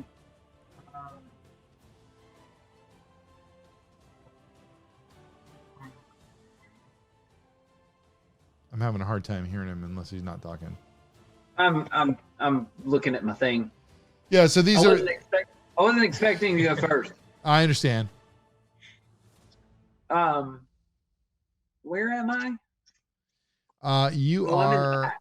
Yeah, you're in. Well, like I said, this is a random marching order, so That's you okay. can tell me where you would have been if you like. No, that's fine.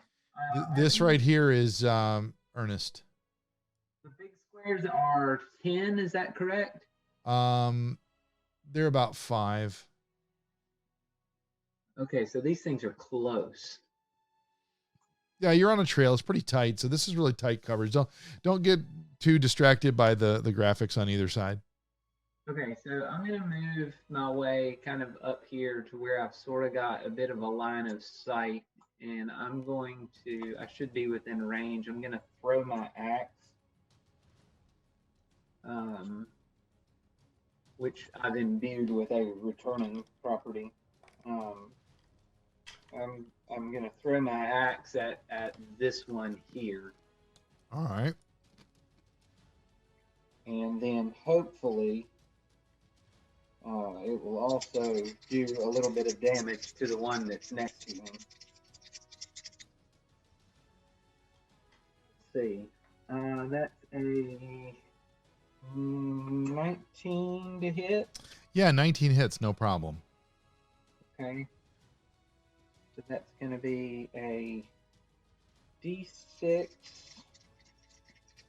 for damage.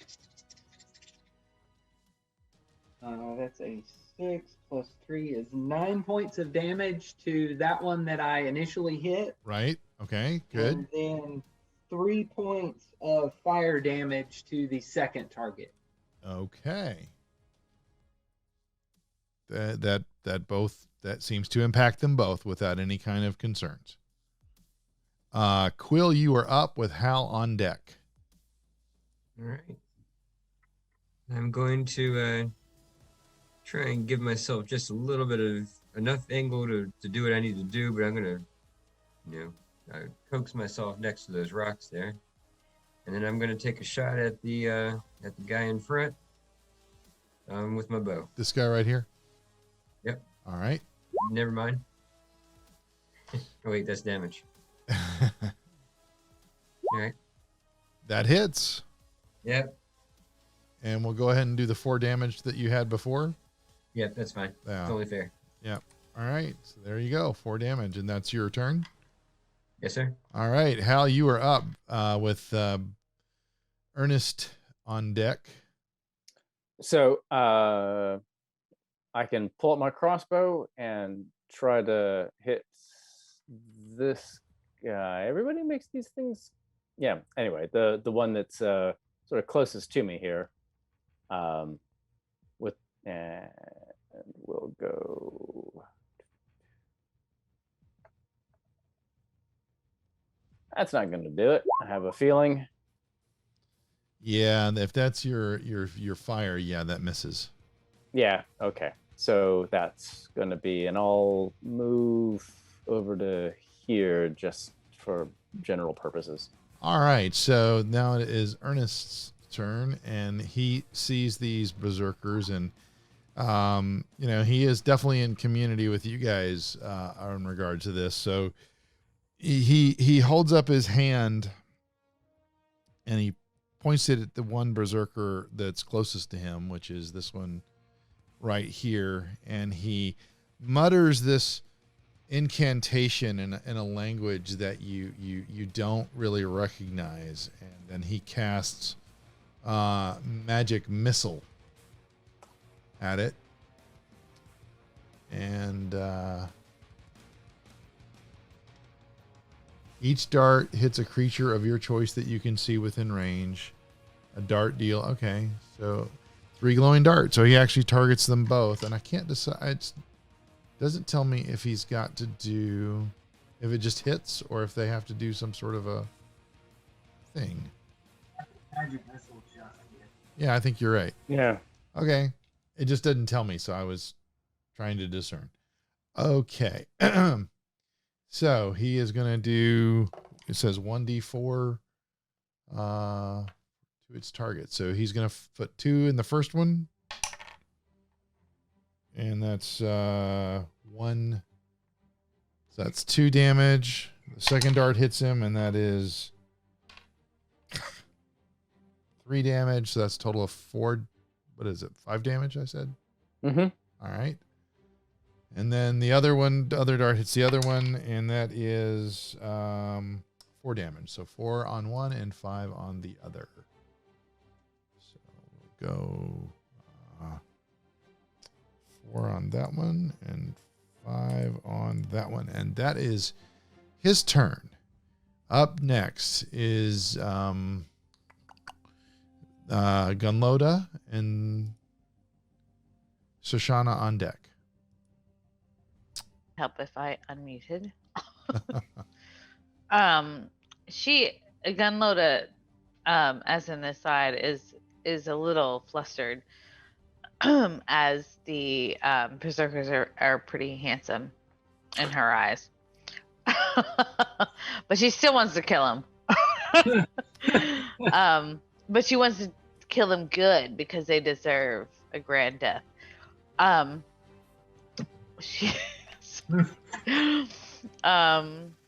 She wants to go up to them within 5 feet to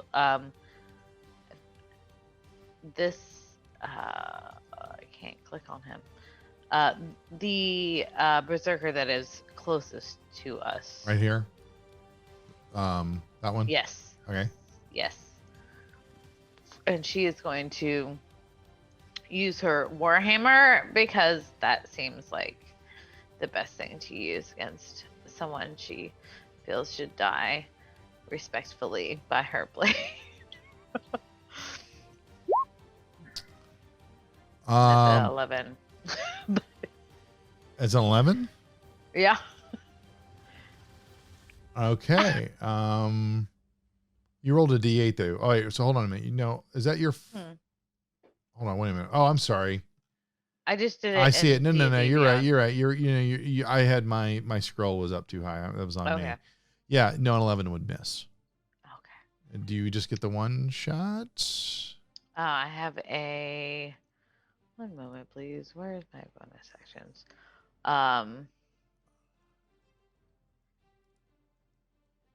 As a war priest, I can use the attack action, and you can make one weapon attack as a bonus action. Yeah, you can do that 3 times per long rest. If you want to do that now, you can.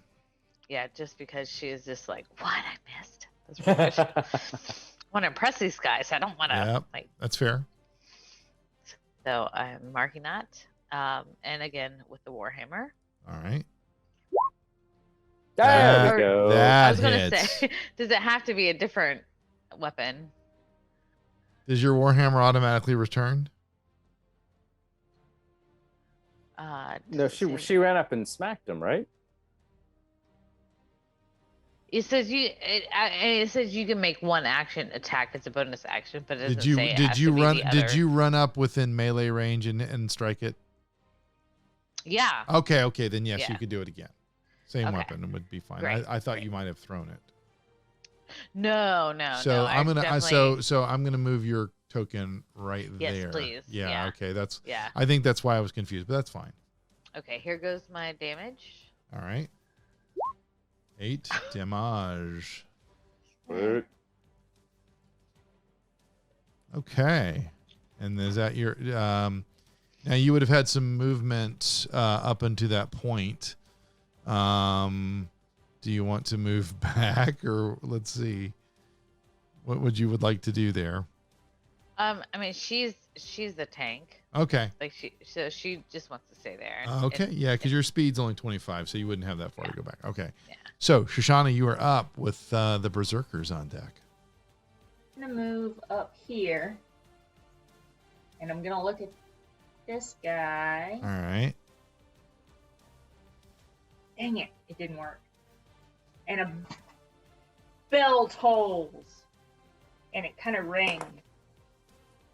And he must do a wisdom save. Wisdom save? All right. Yep. Well, he's not very smart, so that's good. He rolled a 2. and he has 0 wisdom modifier. He takes 1 damage. Yeah. And you know that feeling you get, like you wake up in the morning and you feel like you're a little hungover? He kind of does this for a second and then shakes it off.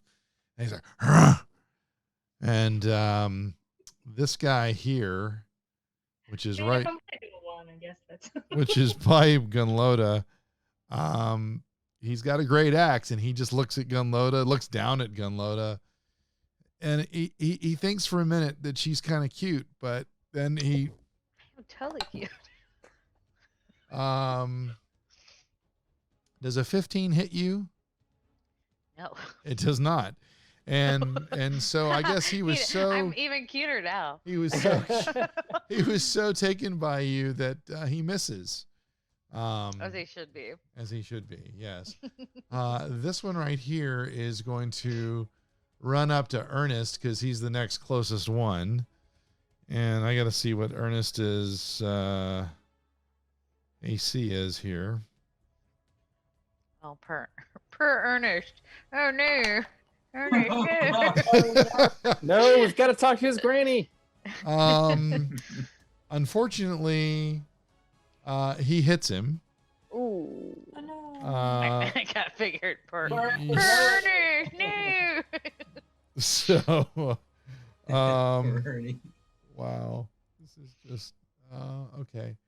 I gotta look 1d12 plus 3. I need a d12. Yeah. Roll low. No. Found my 10. Found my 12. So 8 points of damage That doesn't sound good. to Ernest, and he takes it. He takes it, and he The big boy. seems to be okay. He's not great, but he's doing way better than Jack would have done in that hit. Hey, Hey, how you doing? I'm level 2 now. I can take a little bit bigger hits now. Yeah. Uh-huh. So I did. I went from 9 to 15. So I'm that a is big boy the now. the Berserker's turn. So now it is Jack's turn. Now what Jack notices, because Jack's been hung over up until this point, but as his turn comes up, he hears this constantly droning E flat sharp behind him. Hey guys, something bad's gonna happen. Now take your hat. Guys, something good's not going to happen. Okay. I'm gonna move up right next to Ernest. Like here. Because that's 30. Yep. Yeah. And then That's- I'm going to cast Thunder Wave. Yes. all right. So I need your stupid boy there to make a Constitution saving throw. What's the range on Thunderwave? 15-foot cube. Cube. Yes. Okay. I can only reach him, Cube. which is good that he moved there because I was going to have to spend my whole turn moving just to reach okay. them. So what kind of save does he need to make, please? A Constitution saving throw. Constitution. please. He's pretty good with Constitution. Let's see what we get here. He rolls a 16. Yeah, he got it, but he still's going to take damage. Okay. Damage away. Yeah. He's going to take a 1. A 1. I'm But it- showing a 3. But the Yeah, you take half on a successful. Oh, you're right. You're right. I'm sorry. Good Yeah. call. But it pushes him Good away, call. right? It does not when he's successful. Yeah. So if you had just failed, that would have been cooler. Look, that's the best roll I've had all night. So I've been rolling. Ew. I finally had you roll the d20 to see if you guys were going to have a random encounter because I kept missing the number necessary, and you hit it perfectly to the Yeah. number. Yeah, on a successful save, you take half as much damage and you're not pushed. All right, so we are back at the top of the round. Rain, sir, you are up. So once again. Oh, I will say for D&D, Sorry, I or didn't for mean to- DM uses, it does cast a thunderous boom that is audible out to 300 feet.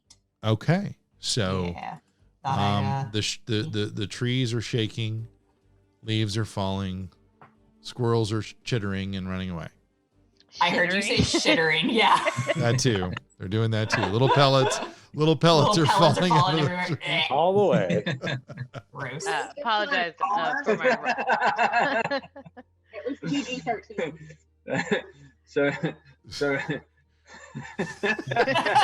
You got jittering on the brain, man.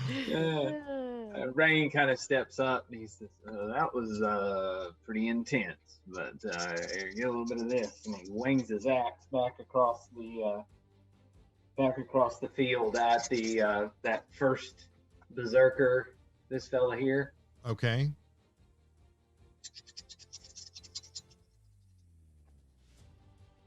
And that is a 19 to hit. 19 hits. Okay. And that's going to be the... Oh, I guess I can throw that in here. Whew. Well, that weren't very good. And then my page turned. Hold on. Plus 3, that is 4 points of damage. 4 points of damage. All right. And I think his buddy is too far out of range. He's about 20 feet away. Yeah, I don't remember what the range on Green Flame Blade is. Let me see. Oh, 5 feet. Okay. Okay. All right. So, Quill, you are up with Hal on deck. All right. So I'm going to have pretty much a repeat of what I did last time, except I don't have any movement action this time. And you're going to hit instead of miss? I'm going to do my best. That's a good. I like that. Here we go. That hits. Woo! Huzzah! Oh yeah. Which one did you hit though? The one by Ernest, Yeah, or the one to the front. Okay. So the eastmost one. Yep, I know who you got. That's good. That's good shooting there, Al. Oh, thanks, man. Let's see what we did there.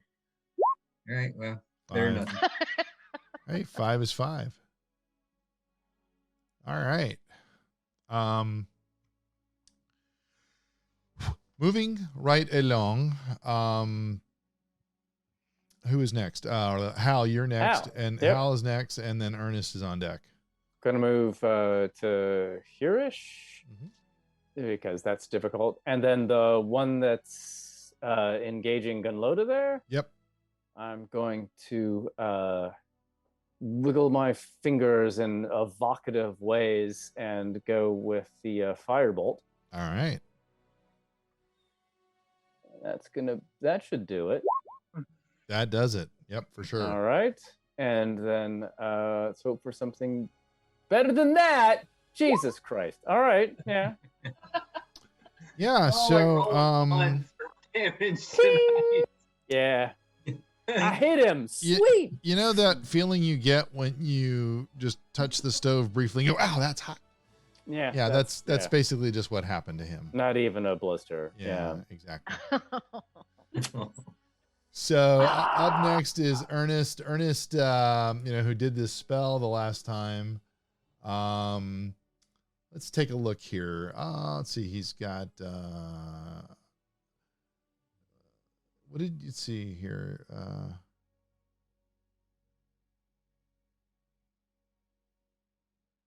All right, let's do Firebolt. Is that what you just did? Was Firebolt? I did, yeah. He's got that too. So it is an attack spell roll, right? It is. Why is and it it not... could do up to 10 points or I 1. Hold on, this could be.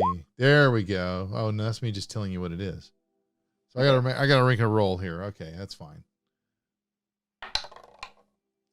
So 15 plus, yeah, that definitely hits. Okay, so now I got to roll for damage, which is 1d10, I believe. It is. That's a d12. That's not going to do us any good. I think a d12 would be great. Yeah, I got the d10. Whoops, it just went right into dice jail. Where it belongs. That's 9 points plus. All right. Is it 9 plus anything? I think it's just straight up. Yeah, 9. 1d10. Yeah, 9 points of damage to the one in front of him, which is good. So there you go. He does that. So that is his turn, and he's going to stay right there engaged. He is not budging from his position because, well, he doesn't want to take an attack of opportunity.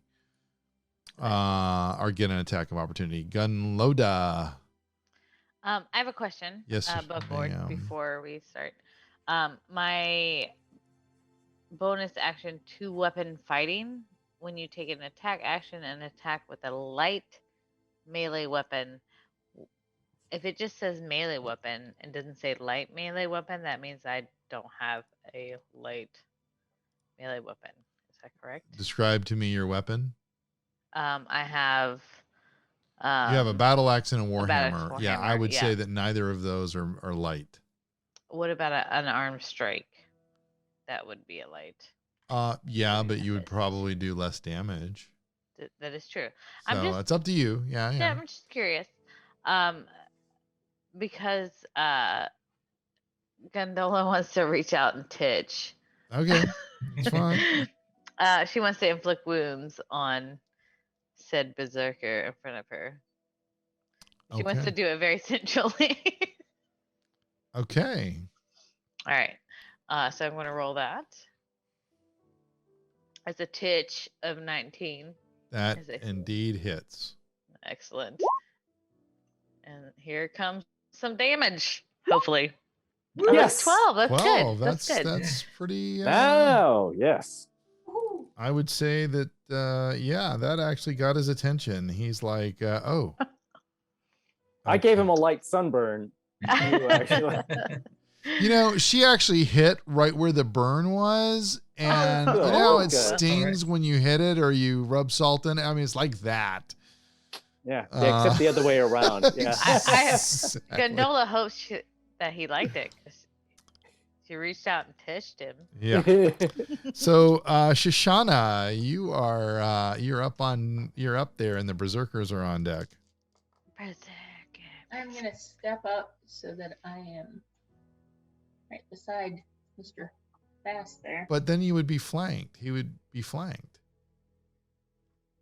The berserker would, yeah. Yeah. Yeah. I'm just reminding you that. That's all. So fuck him up. Family show. It's a family show. Oh, sorry. Is it though? No. Is it though? It's not a family show when Jack's here. Yeah. That is true. That's true. Exactly. Although, say again. 19. 19 hits. I'll torch him.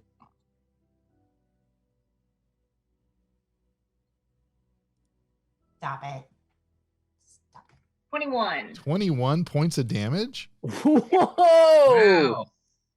Wow. Yeah, he's beginning to look a little hurt. Get a slow clap for that. Oh, yeah. There's got to be some visible bleeding or something going on now. Wow. I can only do that like twice. So, let me just double check something here. Oh, it doesn't tell me. Okay, never mind. 21. I was just gonna I was just gonna say that those of you who speak infernal hear the words "mommy" out of his mouth. BRB, I'll be listening, but I won't be on camera or talking. Okay, because you're about to get hit again by the berserker. Oh, I'll stay. Okay, I'll stay just for that one. It's the one right in front of him. He's just gonna attack with his great axe. Oh, he just loves me. Yeah, but he rolled a 12, so he really does love you. He is so enamored by me. I'm so cute. And then the next one is going to hit. I'm going to use a different die because that one is not working for me. Well, it sounds like I like that one. See, Yeah. you did all those lying 20s. Ooh, speaking of natural 20, Oh. I just hit. Well, I didn't declare, so I'm going to tell you it was Ernest because I didn't notice I could have hit Shoshana, but I hit Ernest. I do declare. I do declare. I declare. That I hit Ernest, and so that is, what did I say that was? A 1d12 or something? 1, I think you said you rolled. Yeah, that was a critical miss. That was it's exactly a what D12 that was. plus 3, I believe. Oh, and he rolled a 1, so that's 4 damage There you Oh, go. Ernest. to Ernest. And Ernest is still up, but he's beginning to look a little hurt. Just so you know. And that's the his nice thing is about his mama, but his granny. Jack is up next, and that E flat chord is just like 7th sustain now. Guys, something really bad's about to happen. Like, really bad. Okay. I'm going to move up just a little bit more. Okay. And I'm going to hit that berserker Okay. with my axe. Yep.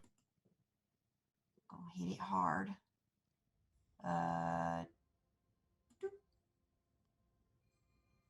13. 13. Does that miss or hit or?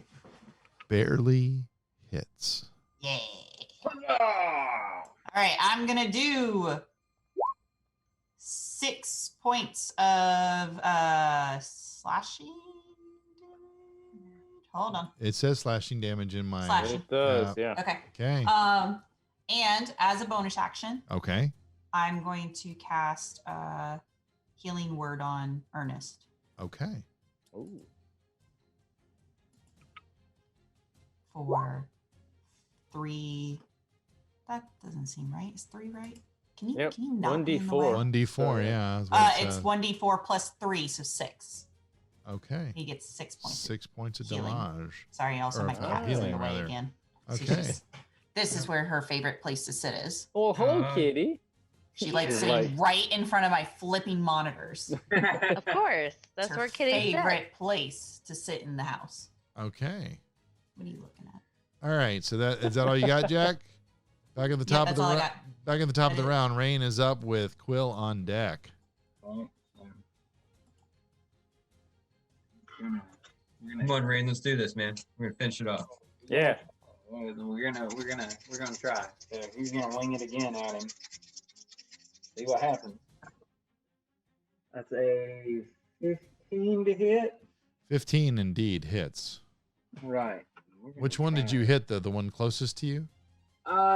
Yeah, that one that's kind of engaged there with some Everybody. folk. Yeah. Everybody. Everybody. Yeah. And that is 6 points of damage. 6 points of damage? Yes. Okay. Yeah. He's looking extremely rough, but he is holding on. It's like his rage is Keeping him really together. what's keeping He him kinda yells- together. So as he does hit him with that axe, and the axe comes back, and he's still standing there. He yells out in Infernal, "Why won't you just die?" All right. So, Quill, you are up with Hal on deck. All right. I yelled to Jack to duck first off. Sure. And then I'm going to try and hit the easternmost one again. Yep. Oh, And- that duck. Goose. Goose, yeah. That hits. Oh. Noise, Right. noise, noise. And it hits Roll for, some pretty damage. good. It's for That's 10. good. Yay! Yeah, Yay. it hits for 10. You just needed 1.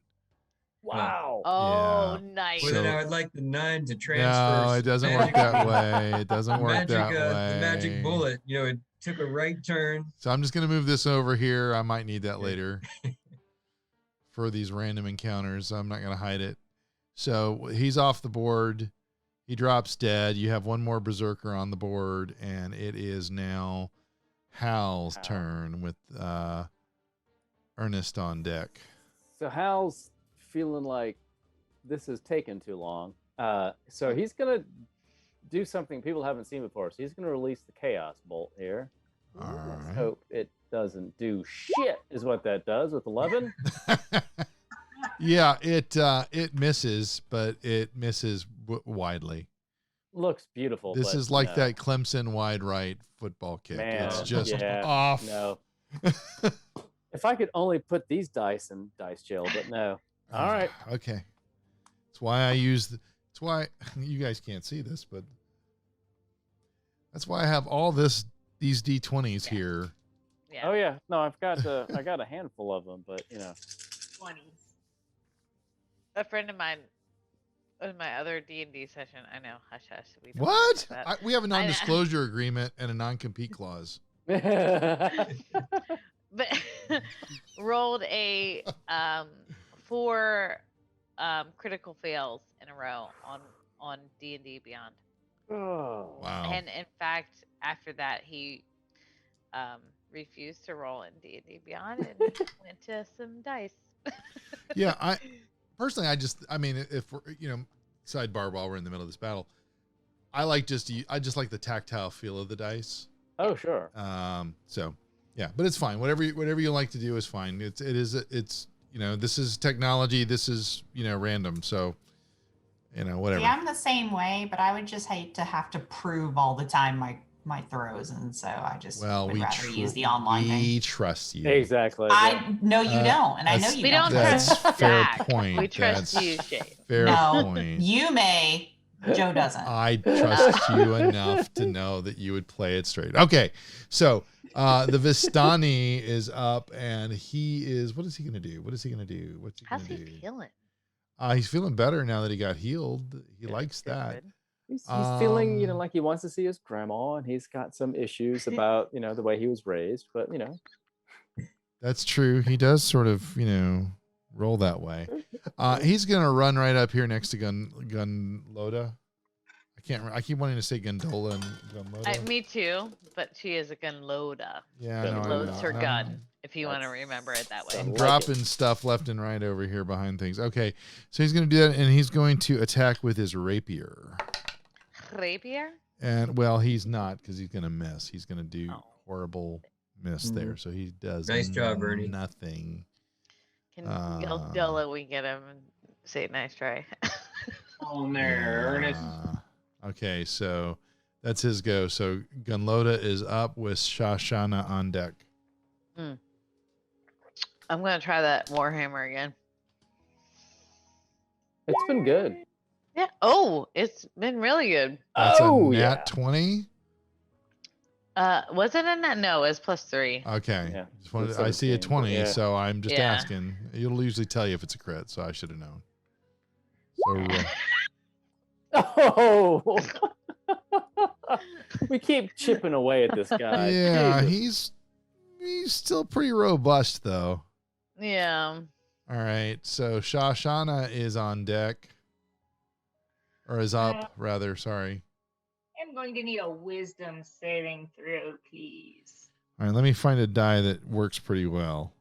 It's not. Is. Natural, Don't. natural 1 Yeah. on my little poo dice. Nice. Aw. Oh, it's got the poo for the crit. Aw. That's adorable. It is a 6 damage, please. 6 damage. All right. Noise.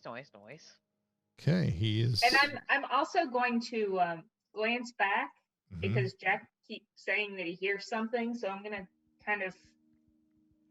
Now that's necrotic damage. Does that matter, Joe? No, it doesn't. These guys don't have any things. You're berserker. So given where you are, Shoshana, and given your passive perception, Mhm.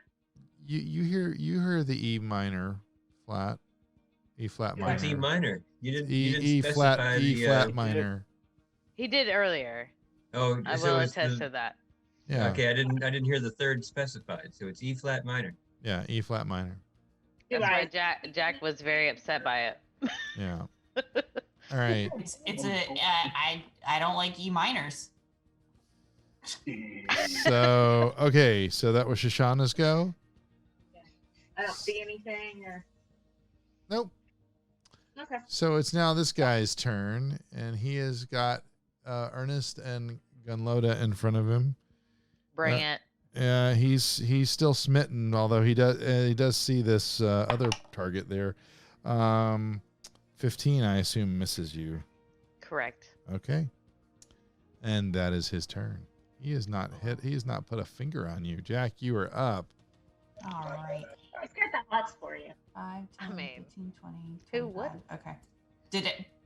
Did I hear anything? I mean, you hear the same. You. Oh, okay. You probably would have noticed had you not been hungover. About the You the would. ominous. You probably would have heard it before you heard the berserkers, but you would have okay. hungover was the point. Okay. All right. I'm still just yelling at everybody. Guys, something bad's happening. All right, I'm gonna move over here. Right there. All right. Hey, you can move yourself? Yeah, you can move yourself. Oh, And I'm gonna take a big old swing at this berserker. All right. Take a big old swing. Swang. 16. 16 hits. Yeah, I bet it does. All right. Oh yeah. Oh That is yeah. a Nice. 14 slashing. I'm showing 13 on my side. Where is the Oh extra? yeah, 12 plus 1. Yep, sorry. It's okay. I was doing 13 plus 1. It's all good. I just wanted to understand. Yeah, he's beginning to look a little rough. Yeah, I bet he is. God, I hope so. Yeah. I want to also, as a bonus action, Mhm. cast Bardic Inspiration Okay. on Gunloda. Oh. So she's right there. Gunload gives a little head nod to Jack. Hey, babe, What's up? you got this. I got you. And that's all I say. That's my inspiration. Like, you got this. Okay. Rain, you're up with Quill on deck. All right. So we'll give him that same attack. Blankified. You just targeted Gunloda. What's That was that? me. That Oh, was okay, me. okay. Sorry, I was trying to move my character. I don't know. Like I was like, oh, you move shit. Let me see if it's target. Now let me see. It could just here. You know what? I'm going to make it so you can. 1 second. Is it a right click? A You left can. click? No, you can do it now. Try it now. Oh yeah. Hey, look at that. Yep. Okay, cool. Thank you. I had to connect you on this end, and I thought I had done so. Well, and I was late to the game, so That's all not good. bad. So no worries. 15 to hit 15 indeed hits. Yay. and 7 points of slashing damage. 7 points of slashing damage. It is really beginning to look rough. Quill, you I don't are know if up my with bardic Hal inspiration is on gonna make it. deck. All right, I'm gonna Alright. move up here a little bit, Oh, try and give myself a better angle, and we're going to try and hit him with this bow again. All right. That hits. Wow. Roll damage. I mean, I hope so. Yeah, no doubt. Yay! 5 points. That was exactly what you needed. He had 4 hit points left. Dude, Quill gets like the death Yeah, no kills doubt. today. Ooh, Yeah. yeah, the That's why they call him rolling 4 Deadeye. ones in a row, the chances of that are like 6 in a million. So I'd be suspicious of roll Yeah. 22. Is it really 6 in a million, or are you just, No, it's 6.25 in a million. Yeah. Oh, yeah. That's why we brought Todd to the game. Love it.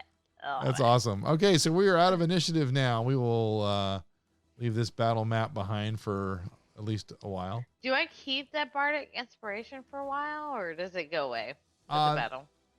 That it does have a it's like, what does it say in there? You just Yeah. feel super good about yourself for a little bit. I do feel good. Hey, Yeah. Let me look. can we let's roll these berserkers, see if they've got anything on them that might help us. Oh yeah. also, did the music stop? Yeah, Aw. yes, the music. You Okay. no longer hear the chord. Oh, really? Cool. Yeah. The bardic I'm just double checking here. The bardic inspiration only lasts 10 minutes. Okay. Yes. Yeah, So it's so that's why I definitely going to be double-checked. done by the Okay. time something else. But here's the thing. So the bardic inspiration can be used for ability Anything, checks, attack rolls, and saving throws. So I could. So in the next 10 minutes, if something happens where you need that, basically what it is you roll a d6 to add to whatever that roll is, but A you have to D6. add it. Yes, but you have to add it before knowing the outcome, whether it be Right. successful or not.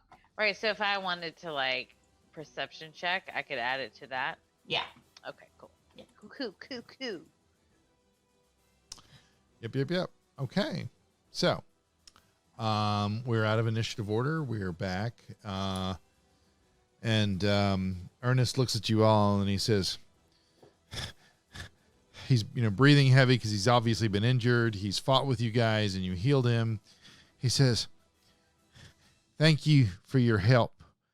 I did not expect that to happen on this trip.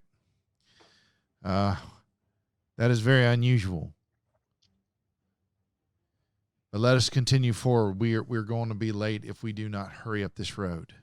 It will eventually." And go ahead. Oh, I'm just going to say, first, I want to check these things, see if there's anything I can learn from them.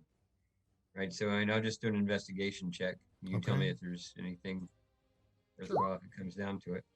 That may not do anything anyway.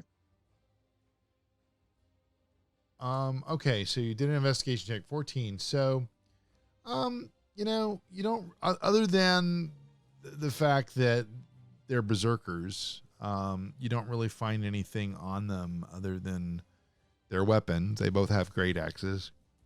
They seem to be coming down the road, from up the road from where you're headed toward, but you don't know if they indeed were in just the woods here or what their motivations were. Right. And I'm going to suggest to Ernest that maybe tank is not his calling. Gondola wings. I do appreciate your saying that, but didn't you miss the first time? I mean, Damn. Yeah. Well, Ernest, scoreboard, Ernest, scoreboard, Ernie. Let's see who's got hit points and who doesn't. Ernest, don't be sassy just because a woman out tanked you. That's right. And he looks at you and he goes, "Yes, ma'am. Now we really got to go. We really got to go. Let's So you continue up the road. And so what you noticed what you didn't really notice at the time of the battle, but as the battle subsides and you're kind of checking the bodies and you're moving your way up the road, Shoshana, Quill would be the first to notice that there seems to be a mist forming in the woods around you. You kind of see it in there, and then not long after that, you all begin to notice that it's becoming a bit more foggy and misty on this latter part of the journey. Can Gondola do a perception check with their bardic inspiration? Sure. Right, and then a d6.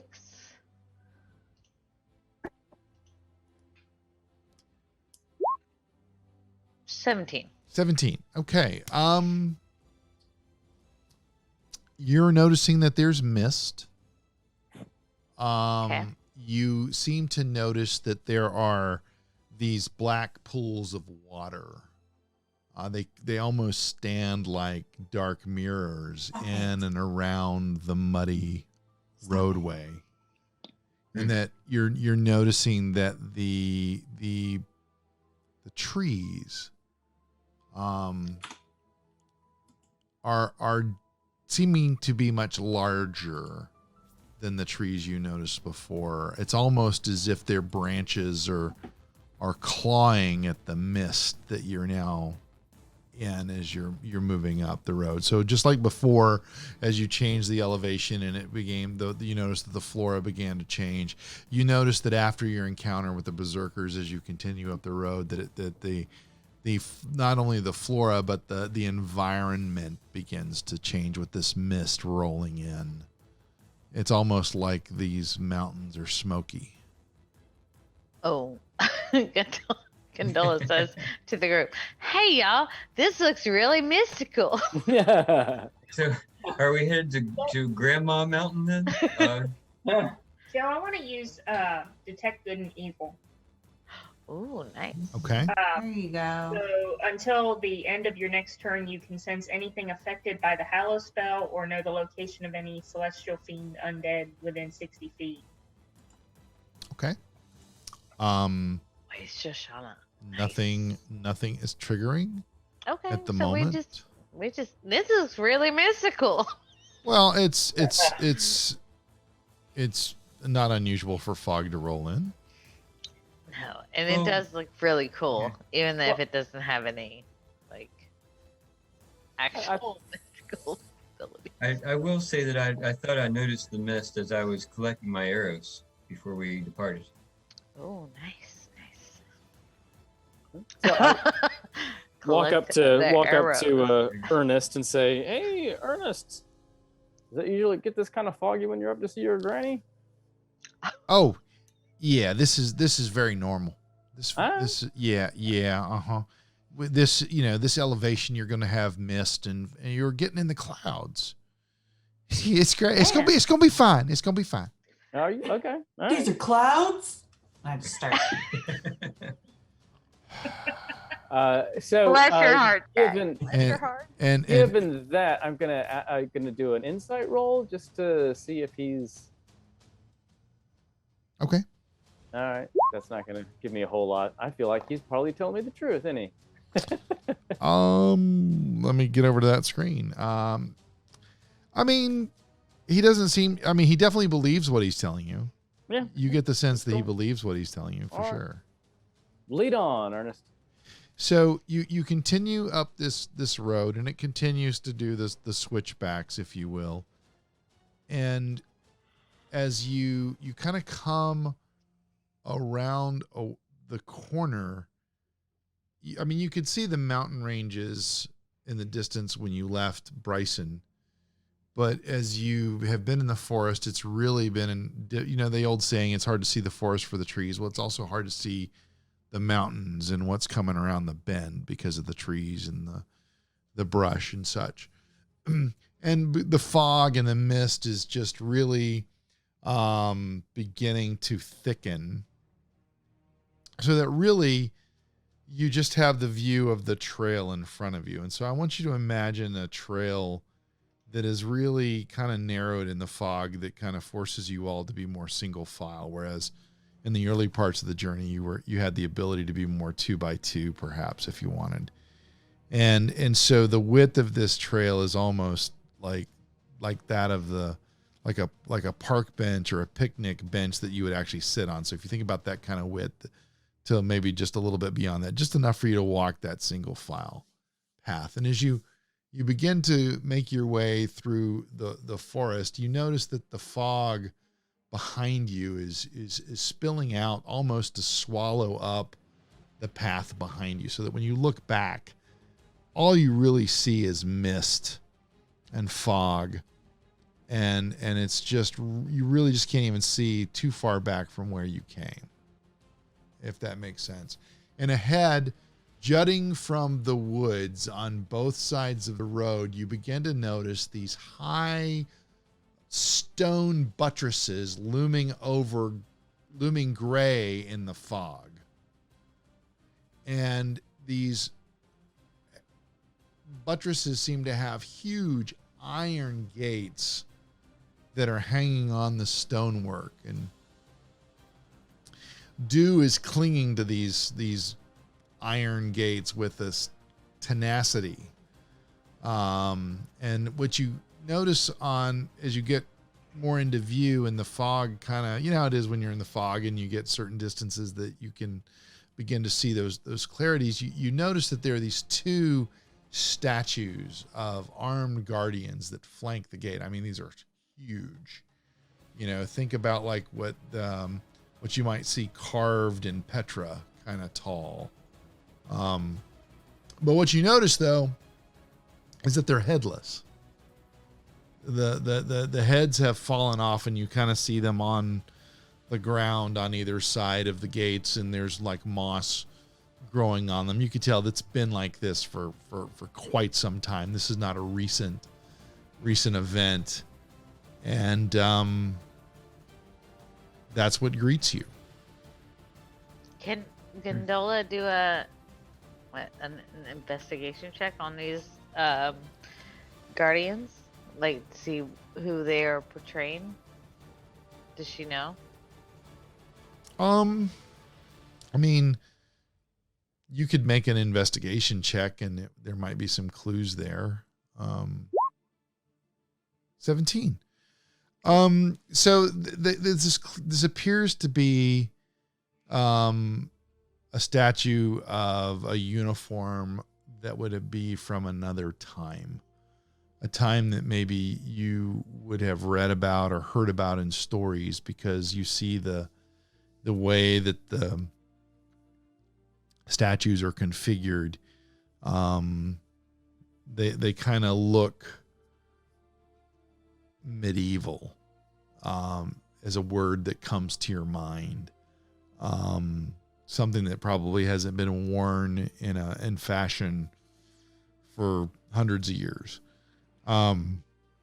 You do notice sort of carved in on the statue a dragon. But it's stone, so you don't know what the color of the dragon would be or what. I mean, these are old kind of statues. So Gondola says to the group, "Hey y'all, this is some old shit, and look, there's a dragon there." Yeah. Can somebody say, "Hey Ernie, what's up with the?" Yeah, I was just about to ask. Can we ask Ernest about it? Sure, you can absolutely ask her, but that's not what you What's asked. that? Oh, Ern, what Sure. is that? My friends, we are almost through the first part of our journey to see my granny. These are the gates of Barovia. This is where we wanted to get to. We're going to go through, and we're going to go to see my granny. Ernest, who would wear outfits like that? Well, No, I'm actually asking a general question. No, like, it's military guys or you know, maybe- these statues have been here for as long as I've been alive, and they've looked exactly like that since I've been born. My granny Did tells you- me that those are the statues of old from when Barovia was founded. Oh, so even Granny doesn't know. Well, Well, if she knows, she does. probably knows. She just doesn't tell me everything because, you know, You think they're made of leather? I'm really not that What the interested. hell? Stop. Jack. Okay. I don't know what that was. It says it's Custom, in. it was a custom roll. It Yeah. says it was an insight check, is what it says. Oh yeah. I see No, that. I was looking at what I was trying to figure out what insight actually covers.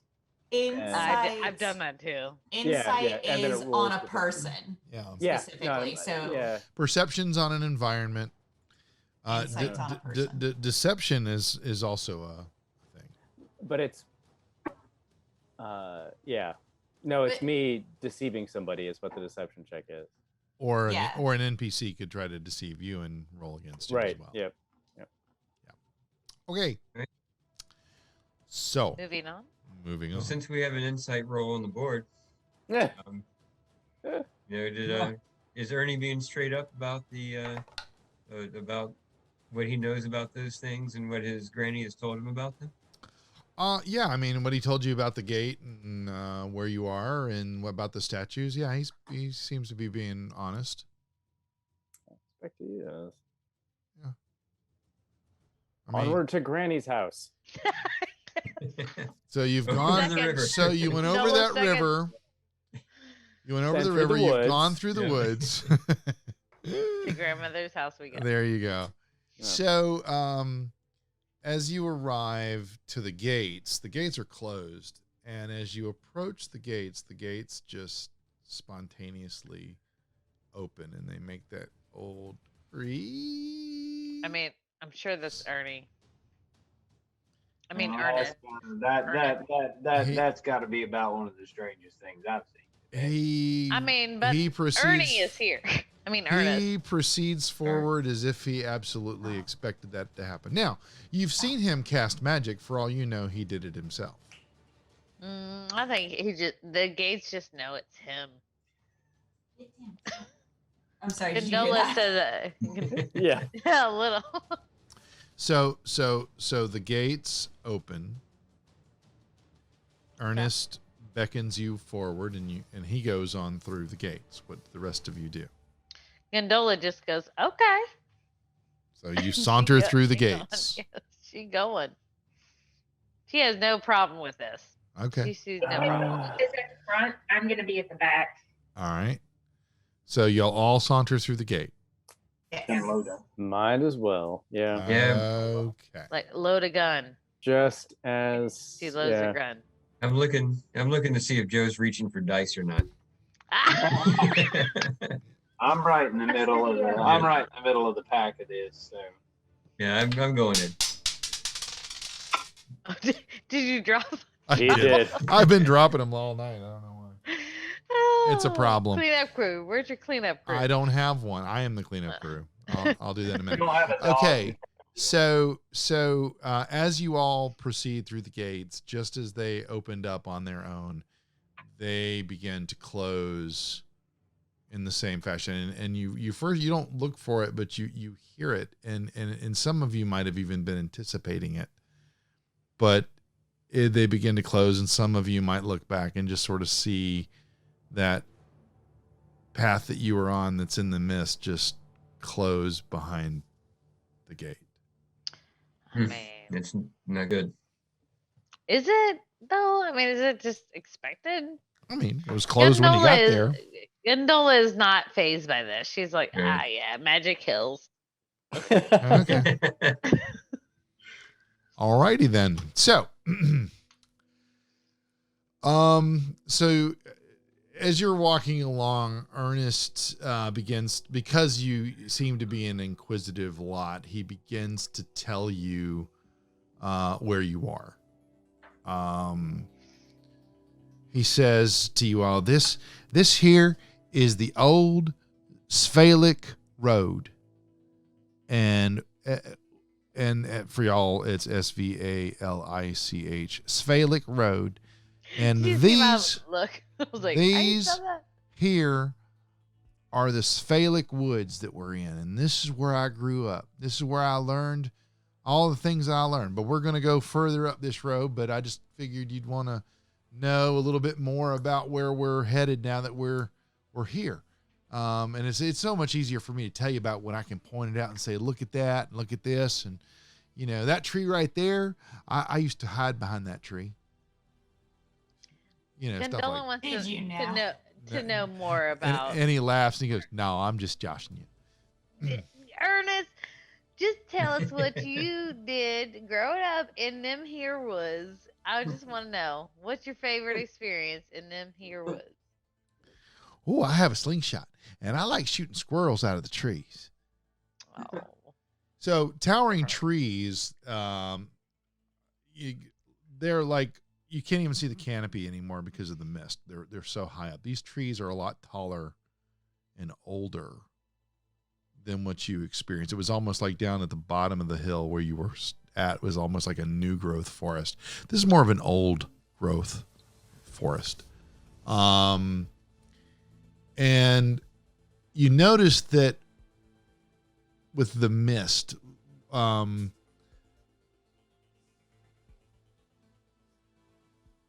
you begin to notice that the sunlight is sort of muted because of the thickness of the mist. There is light. I mean, you can sense it, but it just is, it's unlike any experience that you've ever had before. And And the tree trunks, as I mentioned, it's an old growth forest. They're unnaturally close to one another, and there's a silence that's almost like the kind of silence that you would sense around a forgotten grave. But at the same time, you also get the feeling of an unvoiced scream coming from the woods. Is it in the E sharp? No. Okay. So No. Ernest, That would be E sharp you minor. called, yeah, you call this the old Sphalic Road? Sphalic Road, yes, sir. Is that right? Yeah. Sphalic. So I don't know this word Sphalic. Can you tell me more about what this? Who are they? People? Are they? Is this you also said Barovia. So these Yeah, Barovia. That's what we call this place. Oh, all right. And so who this are those people? Is there a town Sphalic? What's that mean? It's always been the Sphalic Road for me. I don't know. Bless his heart. Is it always this? Bless his I heart. mean, I've been around these woods around here my entire life. This is a little, and this mist is intense. Does it always get this dark? Oh yeah, this is pretty much what it's like here all the time. No. Is there anything that would make me think it's weird? Well, I've seen you do a lot of things since I was talking to Joe, the DM. Ernest, but I appreciate Ernest. Darn. Weird. Had a shot. Thanks, Jack. Yeah. I don't know if you noticed, I was not using my Jack voice. And that's why I was talking to you. Yeah. So what was your question again? I'm sorry, I was not paying. Is there anything that would make me think it's weird? Your character? I mean, you don't hear any music if that's what you're asking me. Yeah. Yeah. No, I'm. No, I think we're fine, guys. It's just clouds. See? So, as you make your way up the road, oh,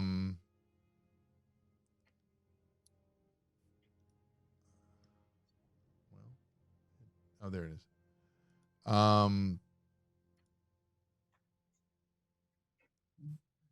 So as you make your way up the road, Shoshana and Quill, you notice before anybody this odor. Mm. You smell it, and it's an odor that strikes you as familiar. Because both of you have experienced battle and you've been around death. Not Granny. So there's this foul scent, and as the more you walk up this road, the more pronounced that foul smell becomes.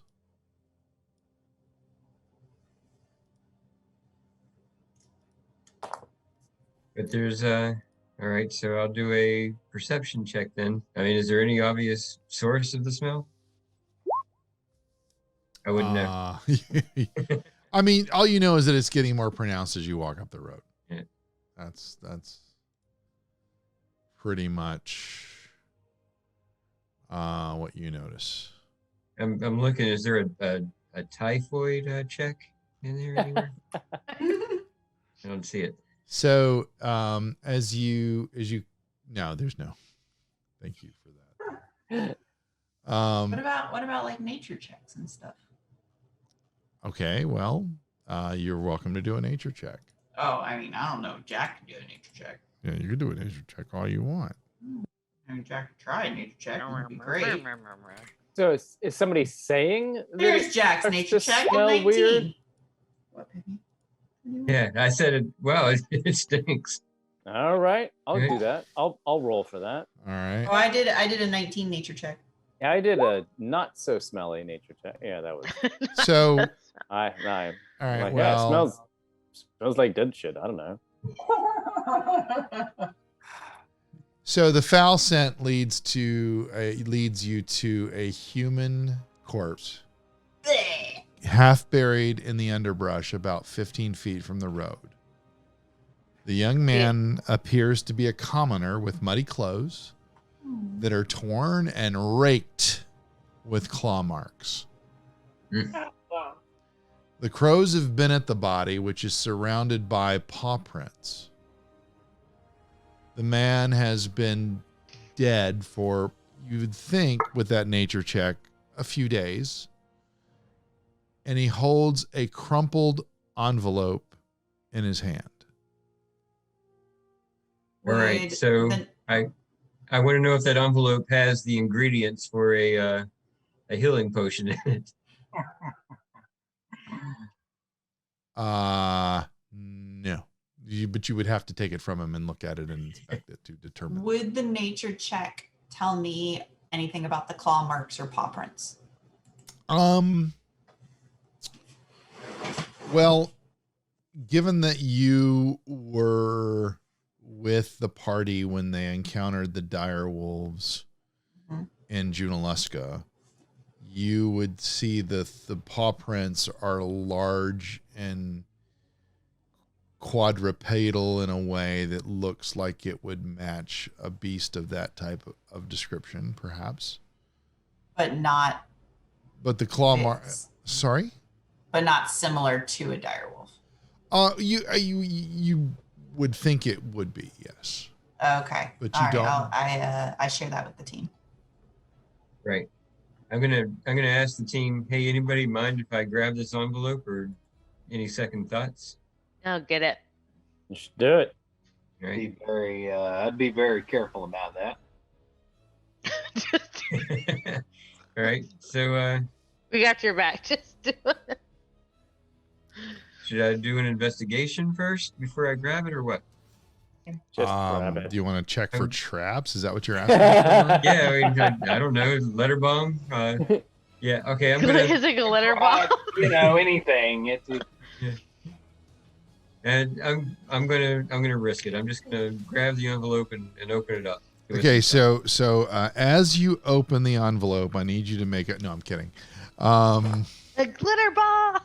As you open the envelope, you pull out a piece of parchment that has a handwritten note on it. If you look at your Roll20 screen, you can see the note, and I will read it aloud for you. Hail to thee of might and valor. I am a lowly servant of Barovia. Send honor to thee.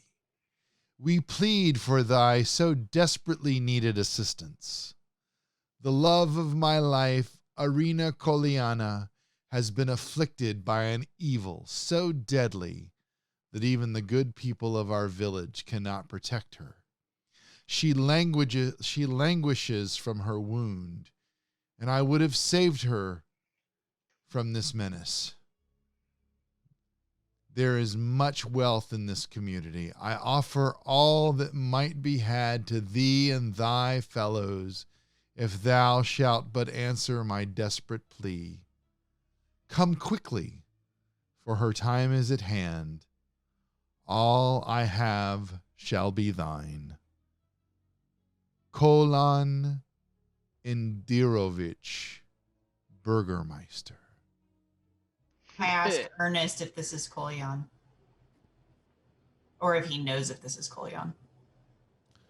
Oh, well, that sounds like, well, he calls himself the Burgermeister. To me, he's just the mayor. It sounds like the mayor of Barovia, I know I called this place Barovia. Now I'm saying that there's a city called Barovia, a town. This like our capital. And he's the Burgermeister. He's the mayor there. And so, yeah, this is, I don't know. He's never written me a letter, so I can't say this is from him, but I can say that's who he is. And I know he writes letters. No, I'm asking, is the dead person Kolyan? That's who I was asking. Oh. Well, you should be more specific with your questions.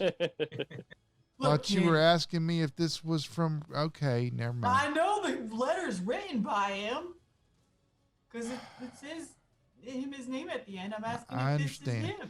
So he looks at or if this is just a messenger. He says, "Well, I don't know who this is, but I can pretty much guess it's not the Burgermeister." Okay, cool. That's what I was. Because the Burgermeister's old. That guy's young. Ah, it makes sense. Merle, stop! Oh my God. So, I'm sorry, I misunderstood your question before. Thank you for clarifying. No, it's okay. And then I got distracted. And then it's my dishes from second dinner are still on the thing, and she keeps sitting there waiting for me not to pay attention to her, and then she just gonna get him. She gonna get him. And now you see her just like sulking away back there. Does Ernest know anything about Irina Koyana? Is this news to him, or is this an ongoing thing?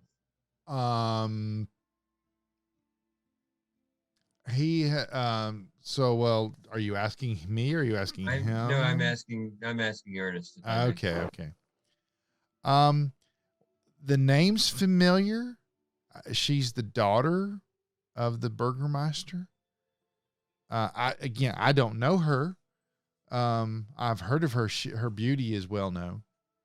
You call your daughter the love of your life? Yeah. I mean, yes, most men do. No, not my parents did. I don't know. I hear the love of my life and I think like, romantic. Yes. That's where I was like, daughter. Yeah. I love my daughter, but that's not how I. Yeah, exactly. Yeah. I would say my offspring or the apple of my eye or something like that. Like, not the love of my life. I don't know. They're a close family. What do you want? I mean, think about the that's time how it is in their family, of arranged marriages. You don't really love your wife is not necessarily the love of your life, but your daughter would be the love of your life. Or the woman you. Anyway, yeah. Yeah. So anyway, right? Yeah. I'm just insulting his letter. Yeah, unpacking Barovian, mores there. Yeah. Yeah. Nice. So while y'all are querying Ernest about this, out of the mist, up Gorillas? onto the road, a tall, pale figure emerges with this raven black hair and I dealt with these ladies before. And a red, very formal traveling clothes, red kind of vest, dark cloak, and this is a gentleman, and standing on either side of him are these two large wolves. And upon noticing him, Ernest very quickly bows and says, "How do you do, my lord?"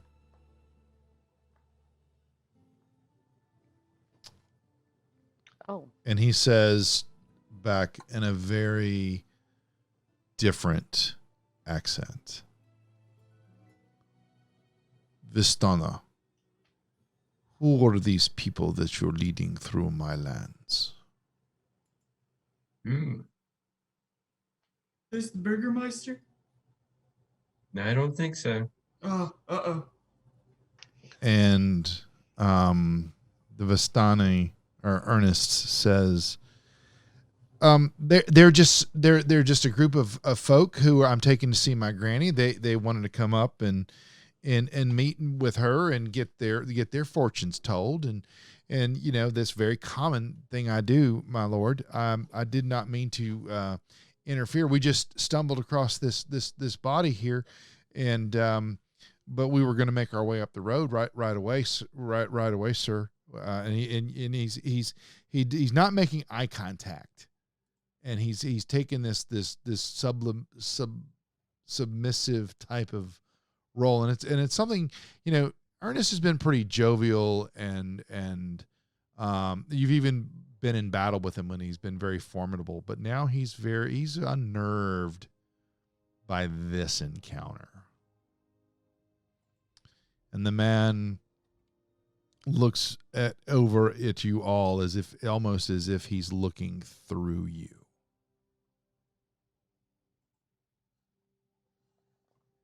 And he says, "My name is Strahd von Zerovich. Welcome to my lands.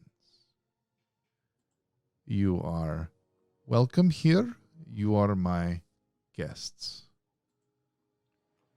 I hope you enjoy your stay.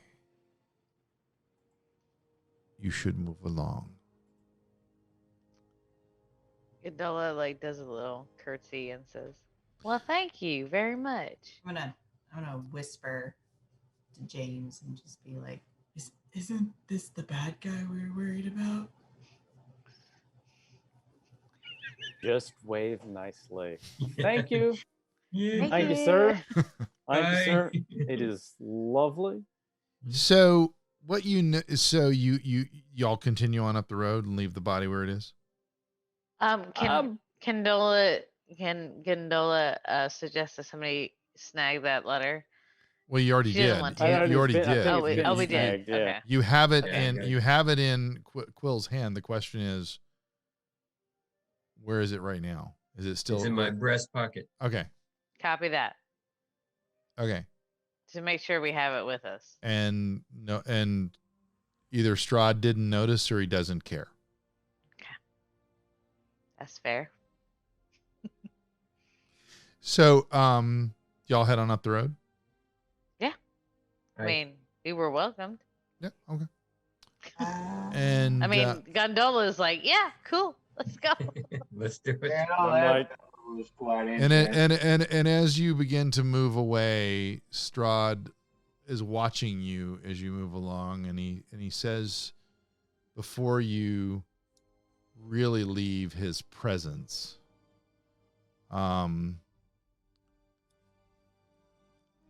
I hope your Vistana friend has told you that you are in my lands now. It would serve you to be smart and remember this during your stay.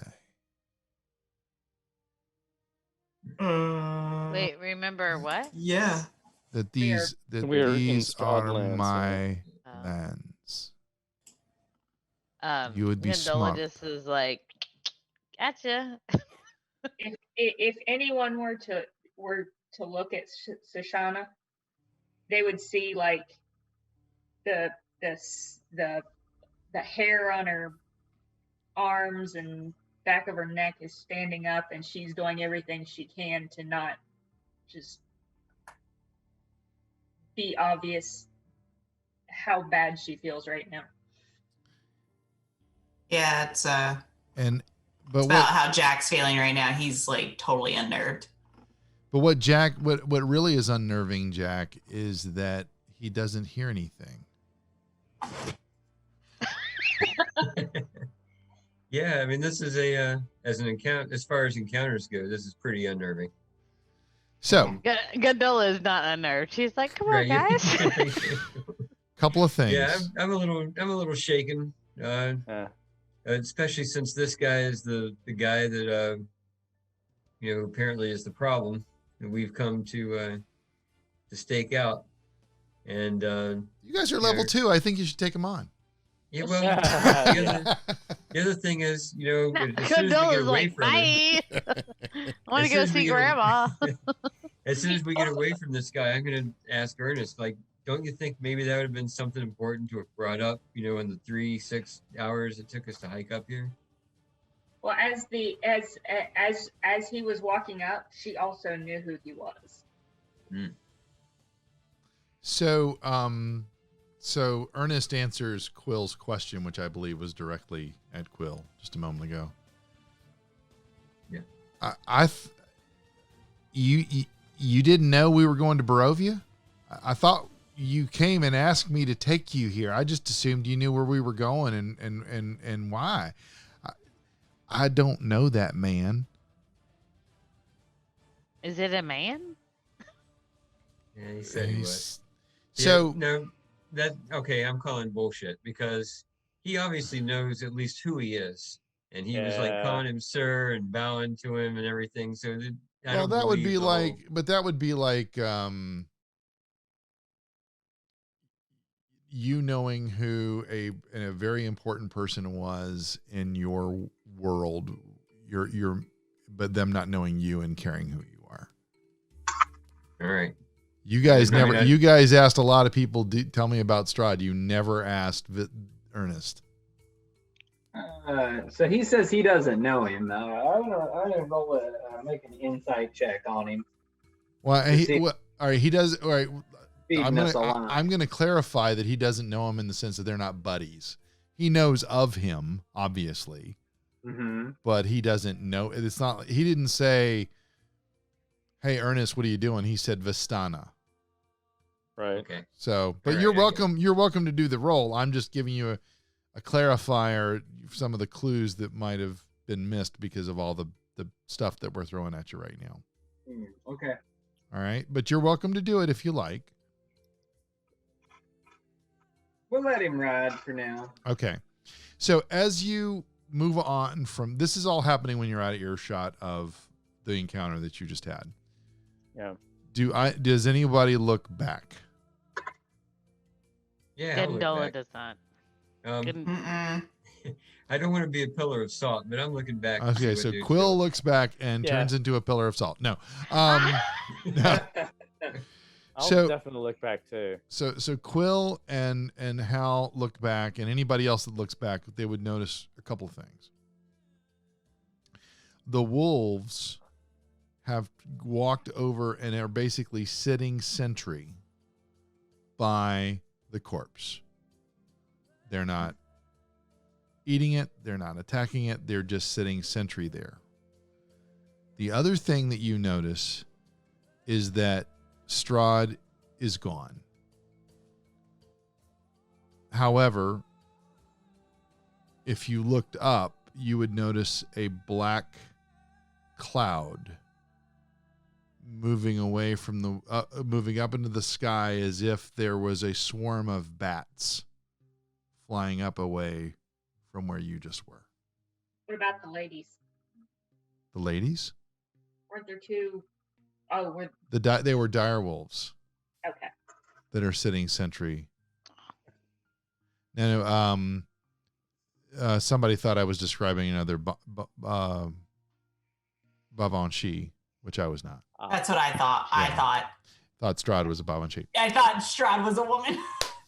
Okay, so He just had a figure with long raven I mean, hair. Jack would assume everything is a Right. female, right? that's fair. If it moves. That's Fair, fair. yeah, absolutely. Okay, Yeah, I would. so I'm gonna say, just looking at my watch, it's 10:50. I'm gonna say we're gonna leave it there. You have got your stuff done in Bryson. You've made your way up the Sphalic Road. You have met Strahd. You're making your way. You're allegedly being taken to Granny's, but you're gonna have to go near or through Barovia. So you guys will decide what road you take when we come back in 2 weeks. Yay. Good.